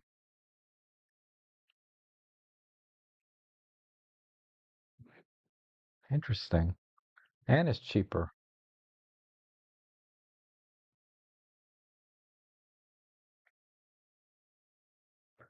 All right. So, yeah, I was speaking on my butt. I was thinking of the manual focus one. Laowa has a six, 6 millimeter f2 rectilinear lens, right? How does that compare to the 9 millimeter? So it's a wider field of view. Uh, I haven't shot with either of those lenses personally, but I would probably still go with the Panasonic Leica 9 millimeter. Um, because shooting super wide like that, with a 6 millimeter, you, yeah, I don't know, because I'm shooting with, I gotta do this lens review on this. Where is it? This one. This is a 9 millimeter full frame, right? Uh, the problem I'm having with this is I have to learn to shoot very, very differently in terms of composition because it's so wide. And on Micro Four Thirds, between 6 millimeters and 9 millimeters, those are totally two different lenses because the wideness on the wide end, when you go from 6 to 9 millimeters, even though it's only 3 millimeters, on the wide end, that is a huge difference. I think you'll adapt to the 9 millimeter much easier than you would adapt to the 6 millimeter in terms of shooting and composition. And I think right away you'll start getting better images. But the 6 millimeter being wider, you're probably gonna have a little bit of a learning curve in terms of shooting a composition, something that wide. And I don't know, that's a tough call. It's a coin cost for me. I I haven't shot with either one, so I don't know. But I know that Laowa makes really sharp lenses for Micro Four Thirds. But it's probably not as sharp as the 9 millimeter. But these are really very different lenses. So I don't know. I'd push you towards the Panasonic because I know that's really, really good. But sorry, I wish I could give you a more definitive answer. I don't know if you could go wrong either way, to be honest. Um,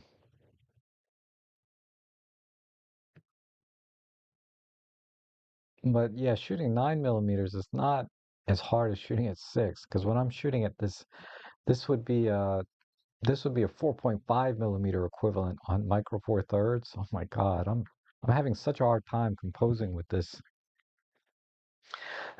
And John Matthews says Eric Jennings did a test between the Panasonic 20 versus the Panasonic Leica 25 and came to the conclusion that the 20 was better in terms of sharpness, not autofocus. I've had two copies of the 20.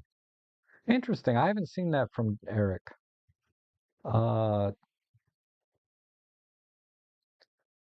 and I haven't heard anything bad about the Panasonic 20 millimeter um, pancake, other than, the autofocus is slow.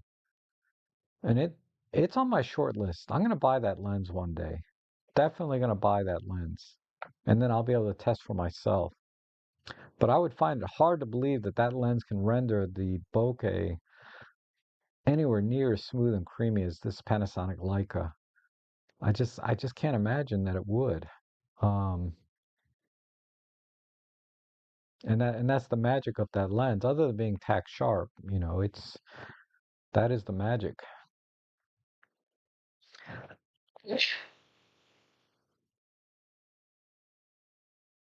And Rick says, thinking of trading in three. Uh, I may have missed the first part of that question. Sorry. Sorry, Rick. Maybe you can restate that for me.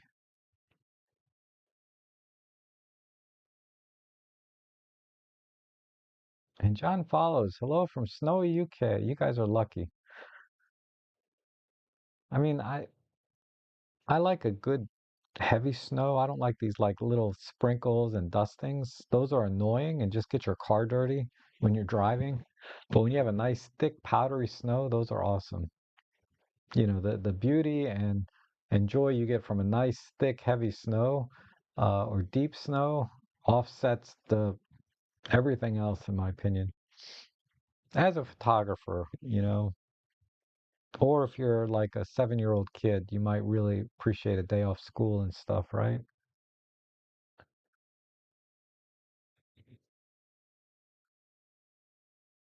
Okay.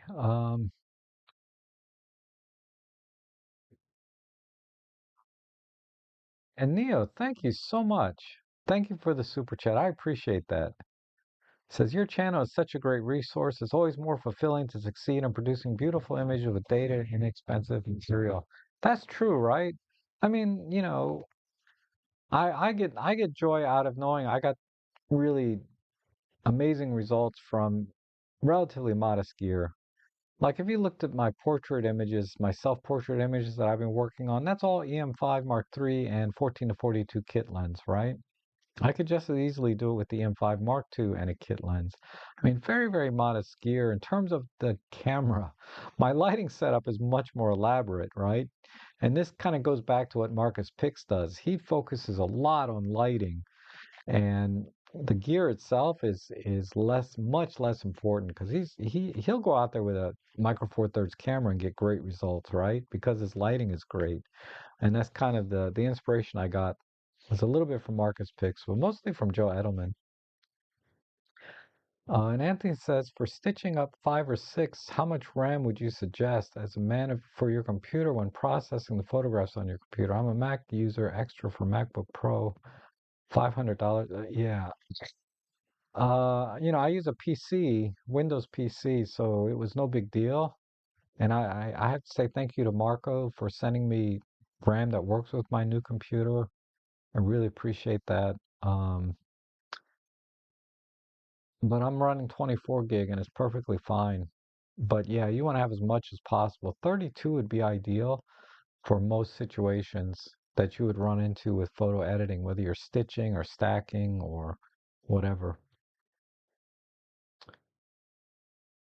And oh, Marco's chimed in. You can never have too much RAM, and since new Macs are not upgraded after the fact, get the maximum your budget allows. Consider 16 the minimum, 32 is better. Yeah, that's what I think is 32. And Marco says, snow has no redemption value. You probably get more snow than I do where you are. And I can't wait to move out of the north. Oh man, I am with you, man. I am so with you. I am definitely moving south, southwest. Uh, when I'm the oldest person in my family, uh, I'm I'm moving south. The oldest person in my immediate family. Um, hopefully no time soon, but it's inevitable, God willing. And thank you, Roger. I appreciate that. $20 is coming to you. I'll try to donate when I'm in on live because you take my questions. I try to answer all the questions. I miss them, not intentionally. I miss them sometimes from people. So if I missed your question at this point, you can always ask it again. I'll be happy to give it a shot. And then John Matthews says, if the same price, would you have chosen the Leica 25 or the Olympus Pro 25? I would go with the Leica 25, uh, primarily because of the size weight. I think optically they're both excellent, and I would argue the Olympus Pro is probably better optically. Uh, I mean, I only shot with it a little bit, the Pro version, but I was really impressed by it. But then I was also, the size and weight also made an impression on me. So I would go with the Leica all day long, which is, that's what I have on my OM1 right now. Let me take the lens hood off because that's always, kind of. So there it is on my, you know, OM1. Look at the size of this Sony. I'm gonna try not to drop anything. This Sony is a brick, man. I don't care what people say about, the size weight advantage of Micro Four Thirds is evaporating. I mean, this is, I mean, this is the size of the Sony with a 55 1.8. It's not even a 1.4 lens. If I put a 1.4 lens on this Sony, it would be massive. But anyhow, look at the difference. Uh, no comparison. Now the Pro version is very similar to the Zeiss here, but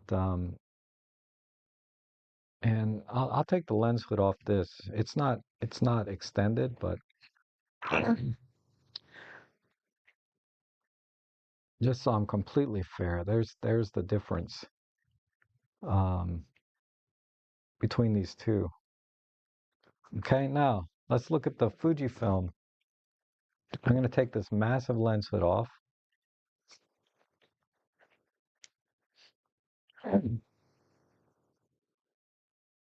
See if I can hold these so you can see the camera.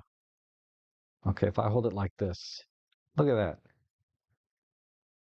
Let me get some light on it. Look at the difference in size. This is the 33 1.4, which is, the 50 millimeter, right? Over the 25. Now this is a 1.4 lens on the Fuji. But look at the difference in size of the camera body, not just the lens, but the camera body itself. When you go to camerasize.com and look at the differences, they seem very subtle, right? It's like, oh, it's only 20 grams more or 30 grams more. It's only 5 millimeters or 3 millimeters difference. And when you look at camerasize.com or the camera side by side, it's like there's not really much difference between the two. But man, in practice, oh my God, this thing is so heavy. I can tell you, let me weigh it. I got a scale. Hold on.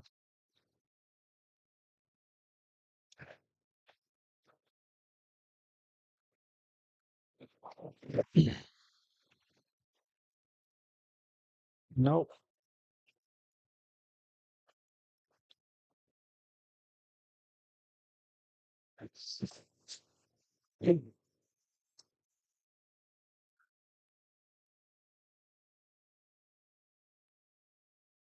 Okay, so I got my scale.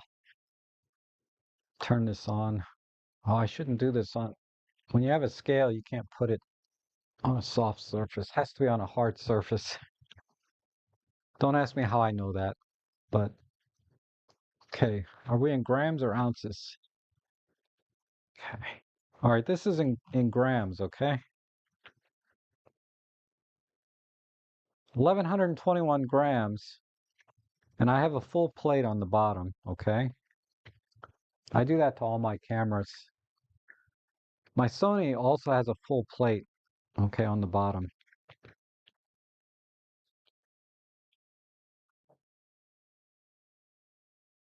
1107 grams, so it's about a 20-gram difference. And then my OM1, which I have a sizable Arca Swiss plate. I haven't found a good full plate for this yet. As soon as I do, I'm going to get one. But 885 grams, or 860 grams, I'm sorry. So we are roughly 250-gram difference, right?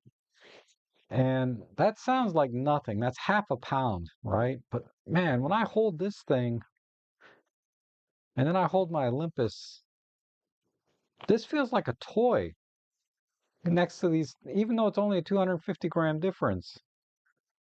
And then my Pen F with its full plate and grip, and I just have a kit lens on there, 572 grams for this, give or take, adjusting for lens slightly. But it, so on paper, it doesn't look like much difference, but when you actually hold the cameras for any length of time, every gram starts to weigh on you. and you start to feel it. Maybe it's just because I'm getting older. This frickin' lens, let me take, what is this lens by? This is a full frame 9 millimeter. This lens is 473 grams. It's insane. This Zeiss lens is not even a heavy lens for the Sony camera. This is a relatively lightweight lens. I think it's like less than 300 grams. But you can see the total package. It just, it's insane. 2 to 300 gram difference. Any given setup. When you add your lens to the camera, there's a 2 to 300 gram difference. Even more so when you start going telephoto. You know, the 100s, the 200s, the 600s. You know, it's not even any comparison between Micro Four Thirds and full frame. Now that said, I'm reading about a lens technology that's in the works.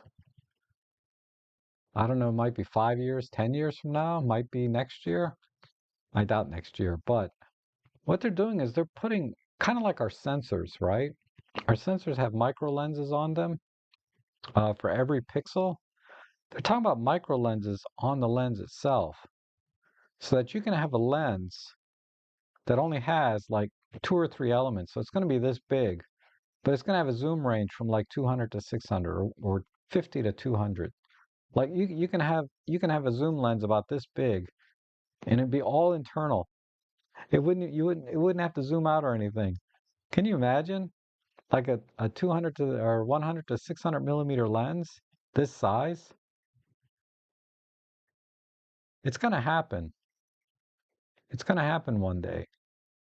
I don't know when, but they're talking about making pancake lenses like, with 24 to 70 f2 in a pancake lens like this big. It's crazy. Crazy the technology. I forget the name of the technology that they're talking about, but it's something to do with putting uh like micro lenses or some kind of optics on the each lens element itself, and then you only need like 2 or 3 elements to make a complete lens. It's crazy.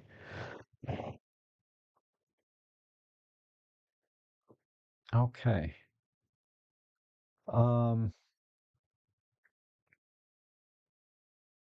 all right, so let me show you a couple other things and then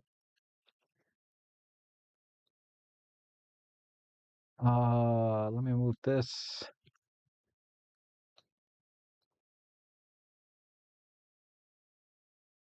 What I wanted to show you before I go is the whatchamacallit, upscaling, gigapixel AI, Topaz gigapixel. Because some will say you can just upscale your images now in software. And if you're doing critical product photography or anything where you need to see fine details like art reproduction, things like that, gigapixel's not going to fly. It's fine for birds. You can upscale a bird and get to see the fine feathers and everything because AI kind of figures out where to draw feathers and things. But for fine art and things, that's not going to fly. Let's see. So I have here,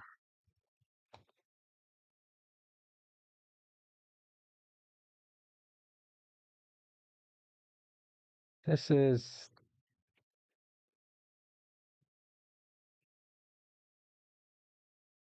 let me see.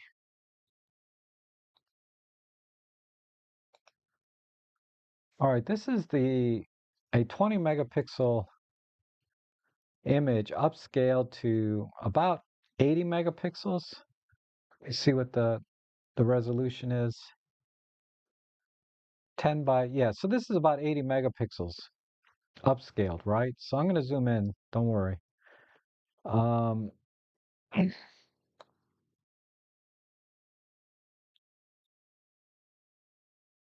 let's compare that to a native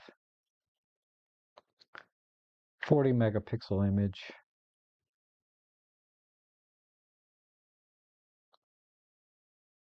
Okay.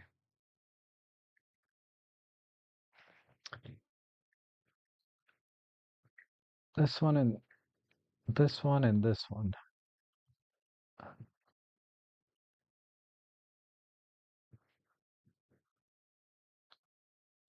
I haven't posted these on my Flickr page yet, but I will.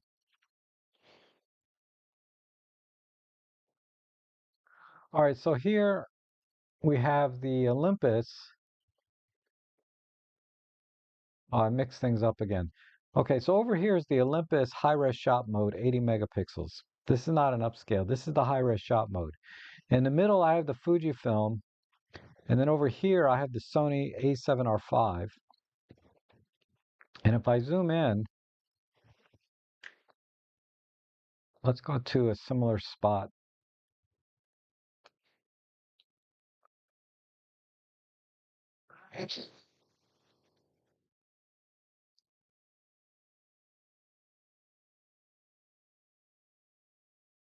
All right, so give that a second for the stream to kind of render these properly.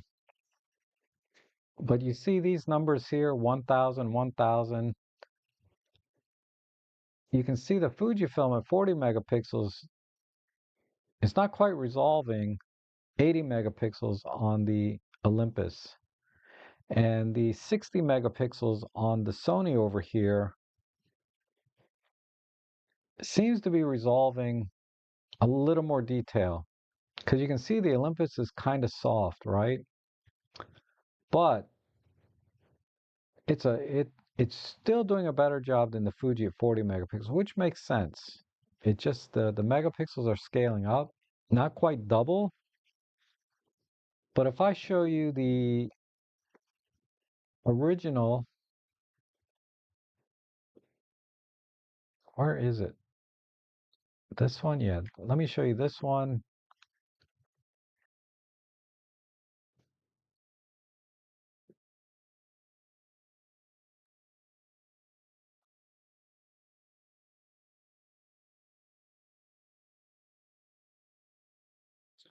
Here's the original 20 megapixel image from the Olympus. You can barely read this here. You can barely tell that that says 1000. You wouldn't be able to if you didn't know that's what it was. And then of course now the Fuji looks awesome compared to the Olympus at 20 megapixels. And then the Sony's still holding up, right? It's still doing well. All right, now let me pull up the gigapixel Olympus, this one, and compare it to an upscaled high-res shot, which is this one.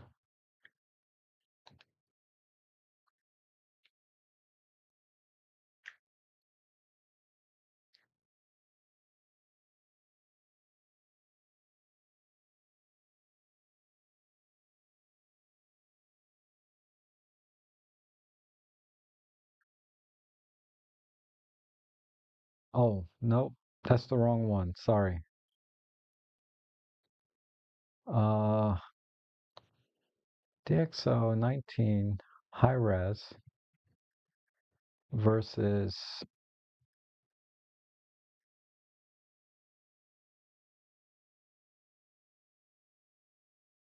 this one. Okay, there we go.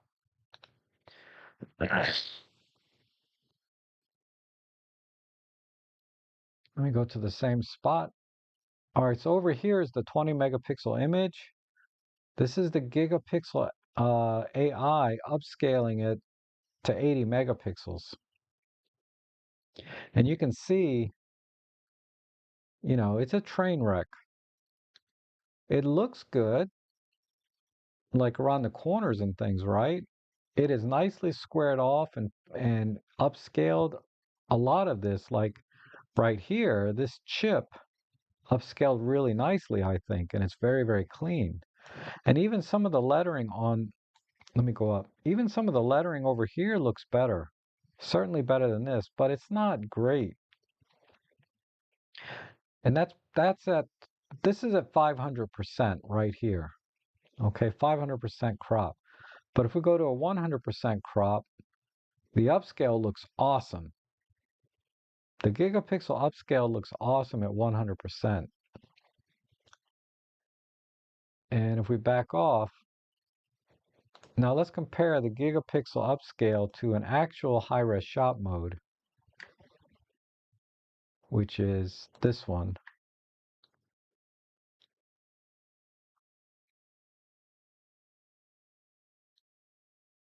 And I'll go back to the same place. So on the left here, this is the gigapixel upscale from 20 megapixels to 80 megapixels. And then over here is an actual high-res shot mode at 80 megapixels. So clearly, AI is not going to be able to extrapolate fine details on things that our human eye is very good at recognizing. So we are very good at recognizing numbers and letters, reading things, right? Because we've been trained for that our whole life. But birds on a feather, which is the typical gigapixel AI type image people like to show, the AI is very good at distinguishing or extrapolating new feathers and details that may not have been there already. But our human eye is not quite as critical on feathers and animal fur and things like that, right? Because it's not something we're trained to see the differences, and it would be very hard to. So I just wanted to show you that I don't buy the argument that gigapixel or upscaling things is going to replace actual resolution in an image. It's just not going to happen. You know, it's the same adage back in our coding days when I used to be a programmer, computer geek, whatever. You know, garbage in, garbage out. So you can see this is garbage in, garbage out here on the left versus, what we have over on the Olympus side. The Olympus, this is a true high-res shot mode 80 megapixel image. And if I compare that with even, where's the Sony image?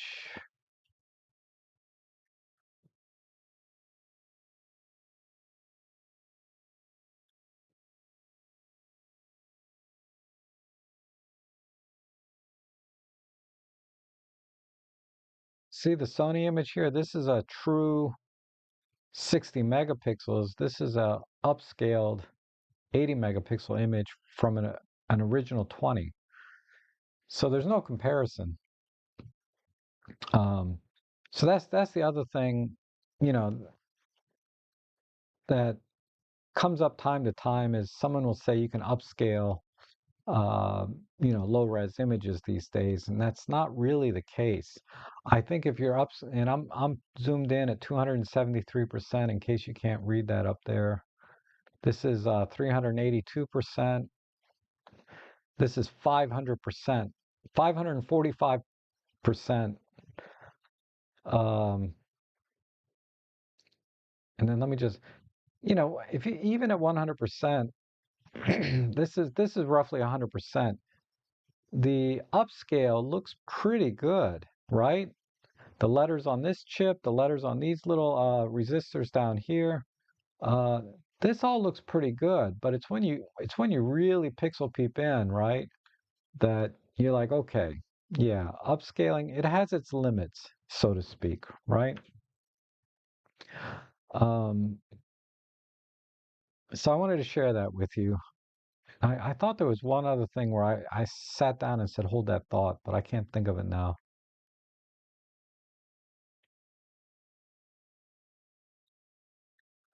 So let me check the chat again.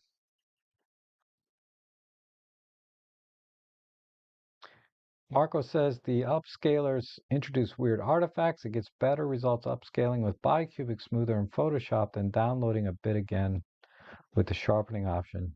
Okay. Um, so clearly you're seeing the same thing I am in the upscaling. And you can certainly tweak things in the workflow to try to get better results than maybe even than I got here. But ultimately, it's never going to be equivalent to an actual, pixel for pixel image. You're always going to get better results with a real uh, megapixel than you will with a generated megapixel, so to speak. Okay, guys, still a lot of people here. I really appreciate that. I'll be happy to stay longer. I just hate getting into these like 3-hour streams that you know, but I can't help it. I was talking about this with my buddy David yesterday and also Owen, in the photo club where, I'm single, no kids, right? So I'm not talking to nobody, nothing all week until on the weekend when I go out with the photo club. So that's why I can come here and just talk for 3 hours because I haven't said a peep for a week. For 6 days, I've been like, talking to nobody but myself. Um, oh, okay. I'm gonna take a little drink, and then if anybody has any questions, just throw them in now. Otherwise, I can just wrap it up for everyone if you want.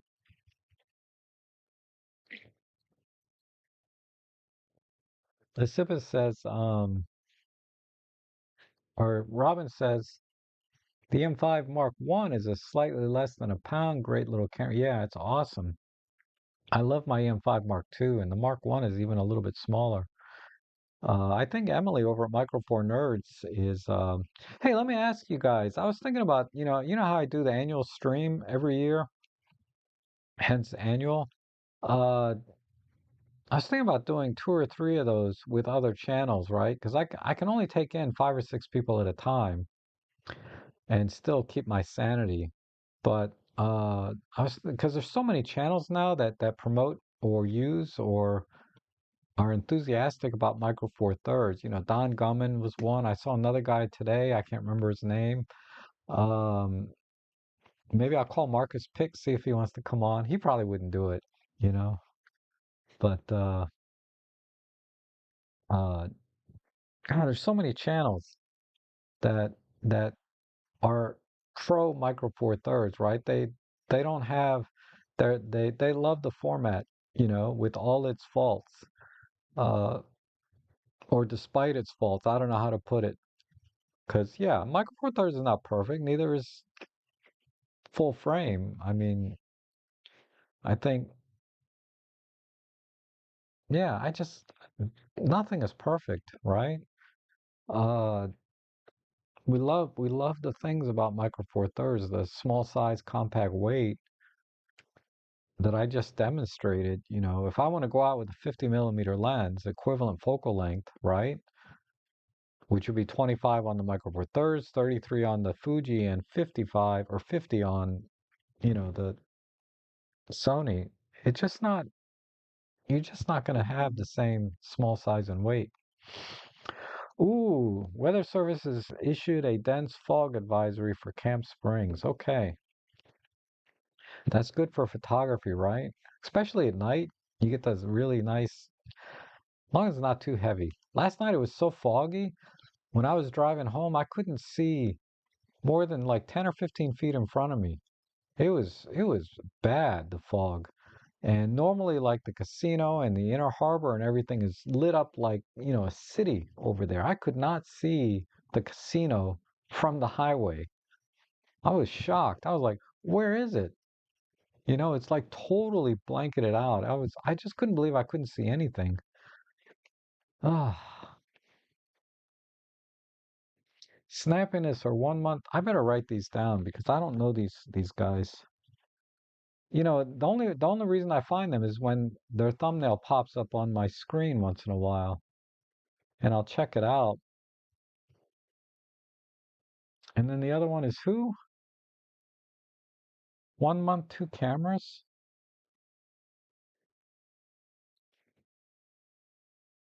I mean, I guess they don't have to be Micro Four Thirds, but that would be a different type of stream, right?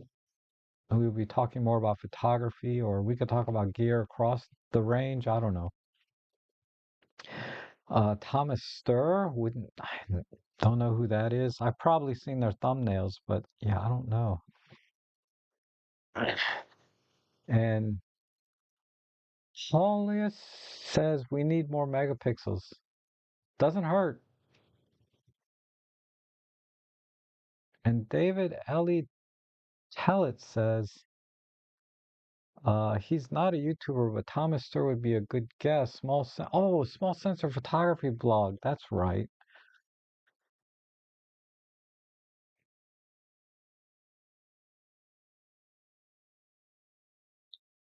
A blog. Some people though, they get a little shy on camera, right? Like I can email them and see. I don't know.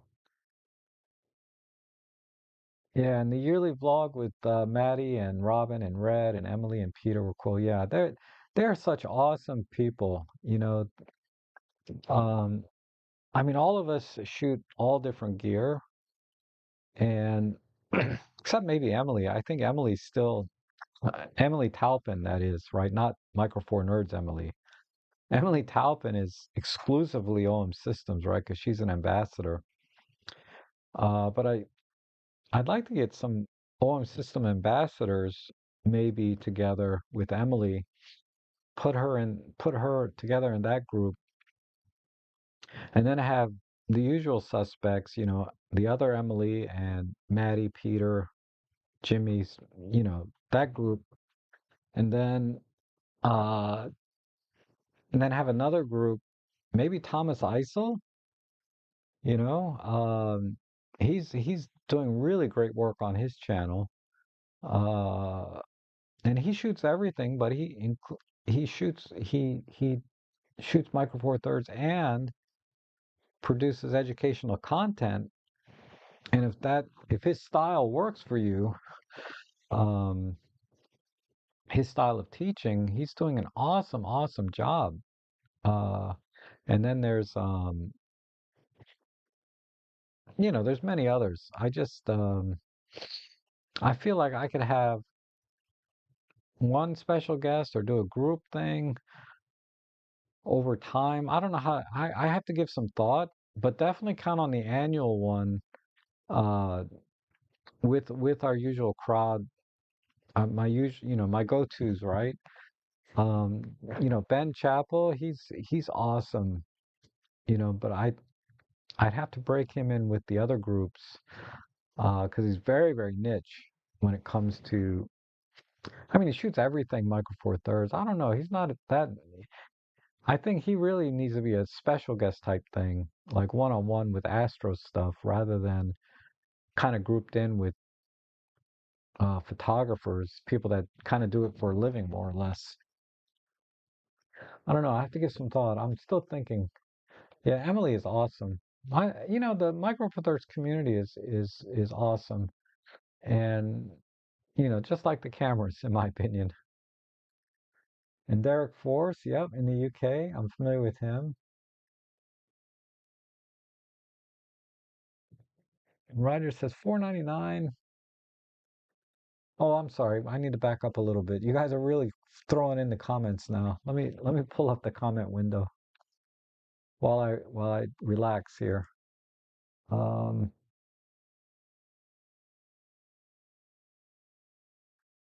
I lost the comment window.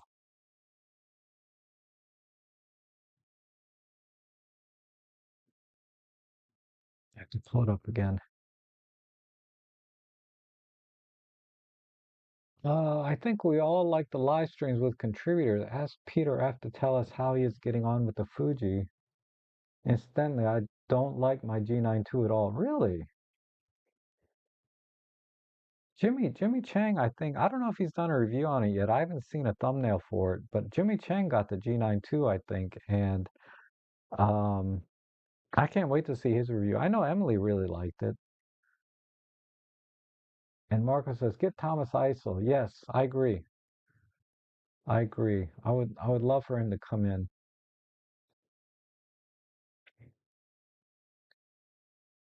And then Monokuro book Monokuro Buhokun says, "Sorry I'm late to the stream. Did the single shot from the Sony A7R5 resolve more detail than the 80 megapixel tripod?" It did. It did. The I'll post it on my Flickr page later, the actual images, but it was just a little the it definitely resolved a lot of detail in the high res shot mode, but it was a little bit softer than the native 60 megapixels. Um, and you have to zoom in like 500% to see that. If you zoom back out to 300% or 200 or even 100%, you can't see any difference. Uh, But yeah, long story short is the the Sony out-resolved it still.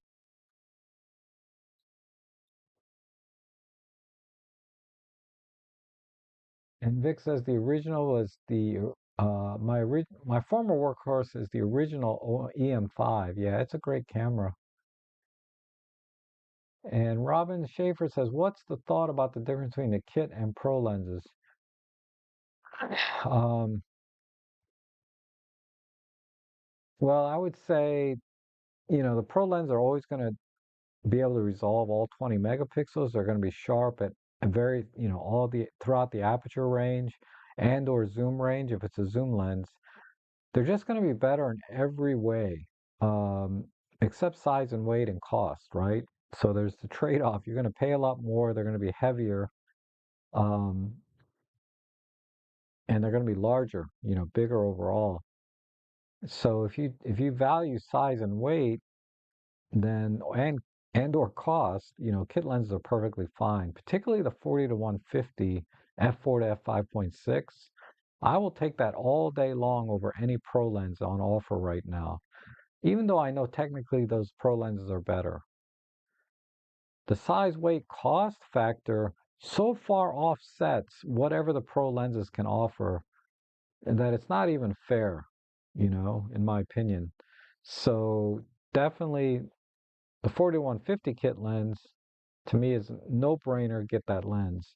The 14 to 42 kit lens, uh, that if you can get it for cheap, it brand new, it lists for like 300 something. At that point, I would just get a pro lens, like 12 to 40 Pro, uh, for double, right? It costs twice as much, but I think you're getting more than twice as much lens and much faster aperture, right? I think there's a lot of advantages to 12 to 40 Pro. So on that level, if you're talking about those two, yes, get the 12 to 40 Pro or the 12 to 45 f4 instead of the 14 to 42 or replace it with that. On the 40 to 150, I think stay with the kit lens. Don't bother with, because software and everything mitigates the one or two stop advantage that a pro lens might have, depending if it's the f4 to the 2.8, and also mitigates a lot of the sharpness. DxO Photolab sharpens so nicely. Topaz Sharpen AI sharpens things up so nicely. So I think the differences there just don't. Now on longer end, the 75 to 300 kit lens versus say the pro lens, uh, I think that's a tough call. If you're serious about your telephoto work, a pro lens is going to be better. 40 to 150 with a 2x teleconverter is going to do better than 75 to 300. Um, so if you're hardcore about your telephoto, you want sharp images, you have to go pro. But if you're, I think the 75 300 will still get you great results for just a little bit of money, and it's very small and lightweight. Uh, I think it's a great starter lens if and you're kind of casual about your telephoto stuff. You can still get great results, but it's no match against the pro lenses in that case. Um, Now the 25 millimeter now on the primes, I would say get the 1.8s or the 1.4s when available instead of the pro lenses because of the size, weight, and cost. Generally, they're about half the cost and half the size and weight, and the image quality is close enough. So much so that I think the pro lenses from Olympus, the 1.2s, the cost, size, and weight just out far uh put them way behind the other alternatives in my opinion. So if you're talking about that set of lenses, now if you're a professional and you need the faster lenses, the faster autofocus, the weather sealing, there's definitely some advantages there in pro lenses that you can't get anywhere else.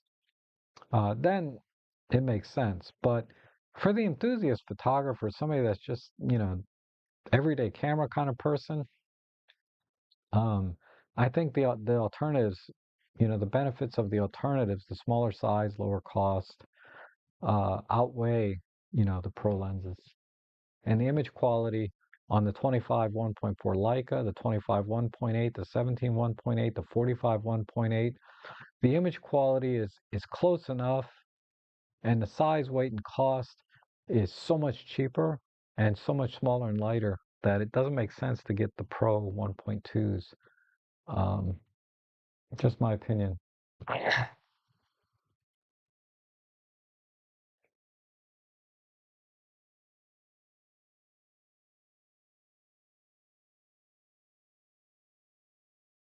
And then Roger's asking, Rob, instead of the 12 to 100 Pro, why not the 12 to 45 and 40 to 150 f4 Pros? Uh, but I would say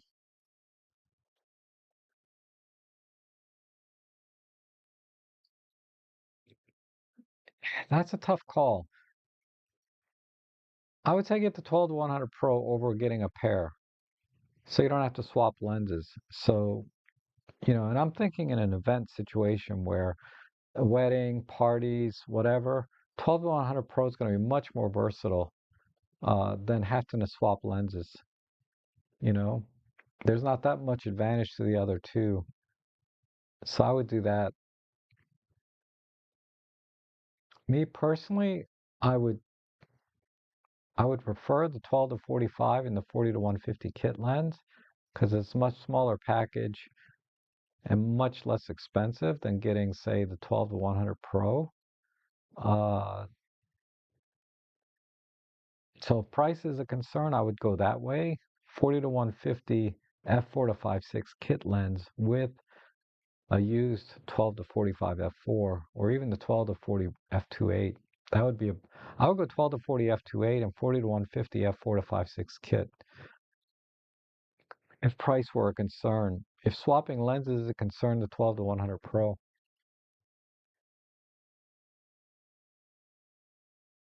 And Neo says, I lean more towards related to vintage stuff than new gear. Yeah, I get that.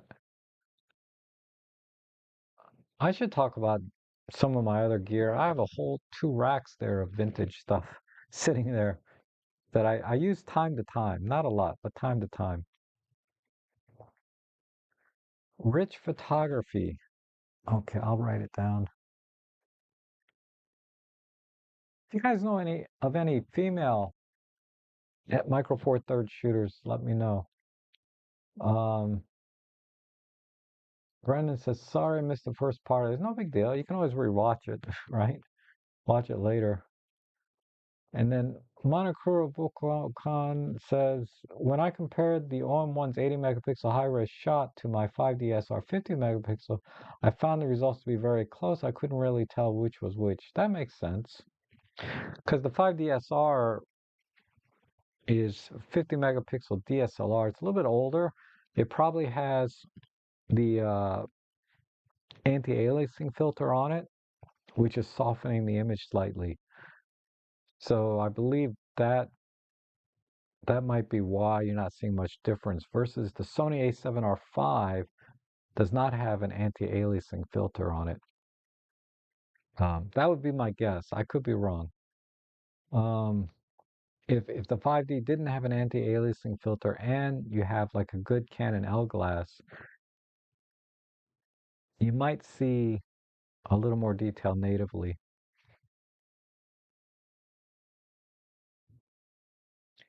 And yeah, I would say that's true. The handheld high res 50 megapixel is somewhere between the A7 IV, 33 megapixel, and the XH2. I I would I have no reason not to believe you on that. Okay, Jeff, we'll see you later. Thanks for coming in. Oh, the R5 is the one with the anti-aliasing, but the 5DSR does not. Okay. Okay. So it might be just the lens you're using. But the high res shot mode at 80 megapixels on the Olympus is so good. And that's what I'm going to wrap up with is, the implementation of the high res shot mode on the Olympus cameras and the Panasonic S1R when I had it It's by far the best. By far. This workflow with Sony and Fuji of bringing the images into software after the fact, like you can't preview it in the camera before you get home. That is a pain in the butt and doesn't work half the time, and the workflow is just it's not right, and the results aren't great. They got speckles and artifacts everywhere. It's it's. I'm just getting started. I can tell you that I doubt I'll ever use the high res shot mode on the Fuji ever. On the Sony, I need to work with it more. I'm seeing potential there, but I need to work with it more to see if that could eventually become part of my workflow. Because you have the ability to save those files into a separate folder on your SD card in camera, which would help the workflow quite a bit. And I might be willing to compromise that if the results justify it.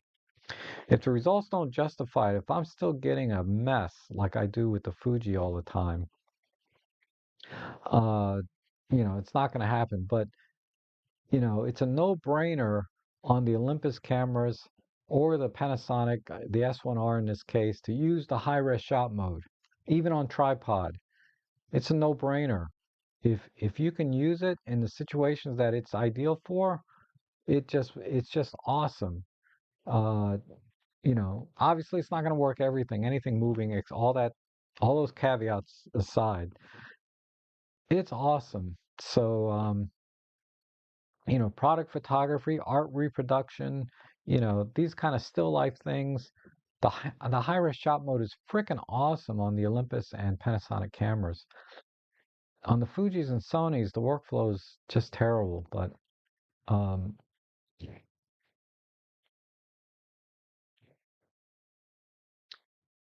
and I'm wanting to focus on macro photography, flowers, insects. I'm planning on getting the 90 macro for the Ollie. Any flash recommendations? Oh, you know, the problem with the OM1 and the Godox flashes is it is the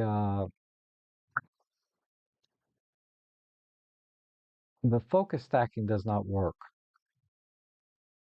So what I would recommend is if you're going to get a flash, make sure you get a lithium ion battery flash. Okay, one that comes with its own dedicated battery. Most you can find it in Godox, no problem. Um,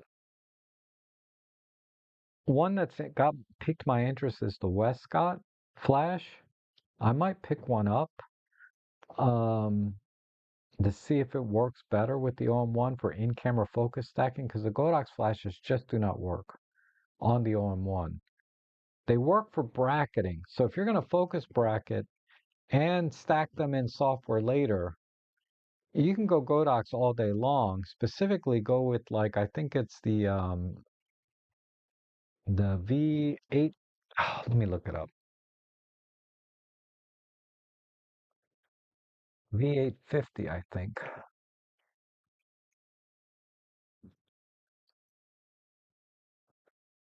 Let me just look at it online.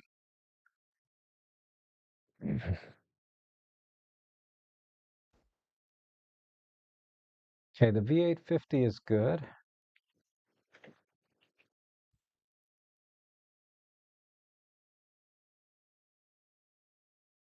V,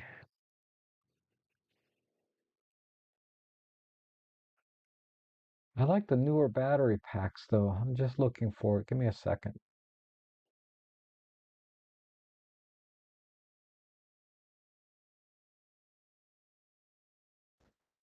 Okay, this one here. The V850 version 3.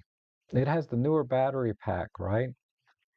$159 and it's a single pin flash. This is going to work great for focus bracketing. It should work for the in-camera focus stacking as well. That said, if you want to do in-camera focus stacking, your only reliable option is probably the Olympus FL600 or FL900. And then you have to buy the flash extension cord for Olympus to oh, you guys see my grocery list there. Pancakes and chicken. Anyhow, uh getting a flash extension cord or something, but I'm gonna have to do a video on this topic once I find a reliable solution. But the V850 version 3 with the lithium ion battery uh, will be your best option right now. Because even the Olympus flashes, they use the AA batteries. It's not going to have the same recycle time as a lithium ion battery flash. You're going to get much better performance out of that flash. So that would be my recommendation. A lot of people like the V860, uh, I'm sorry, the Godox V350, the lithium ion version of the TT350. I think Michael Wydell uses that, and he's gotten great results with that and the OM1.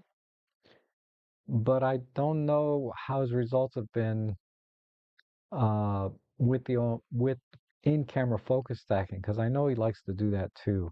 So it's not something I do at all, right? I don't do focus bracketing and stacking.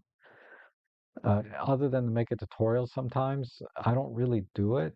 So I can't I need to come up with a better answer. I know this will work. The V850 version 3 with the newer battery pack is going to be a great option for everything except in-camera stacking. In-camera stacking I think should work, but I'm not 100%. And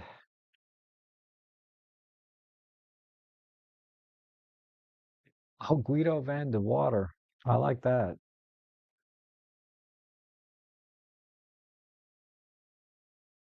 The water. Okay. And then uh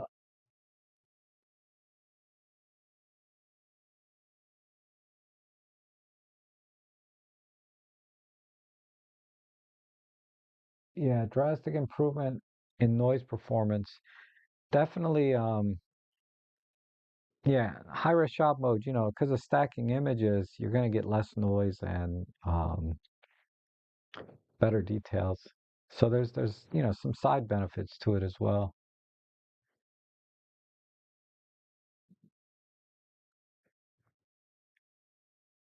Oh, John Fallow's got a Z8. Yeah, I want that camera so bad. I gotta wait though. It just came out. If I wait about a year, maybe next year, Black Friday, I'll get a Z8. Um, but okay, I'm going to go. I I don't see I don't think I don't see any other questions here. So you guys have been awesome. Thanks so much for hanging out with me today. And I hope you have a good rest of your weekend. I'm going to do a photo editing stream maybe Tuesday or Friday. I need to go get some lunch and then I'll think about when I can do that. But thanks so much for being here. Thanks so much for the super chats and the donations you guys make to my channel. It really helps me out a lot. I really appreciate it. So um, I think I'll be back next week, God willing. So you guys have a great week. Thanks for coming in. And I always do this. I don't know how to turn a stream off. There it is. Big red button, end stream. All right. Thanks again. See you guys later.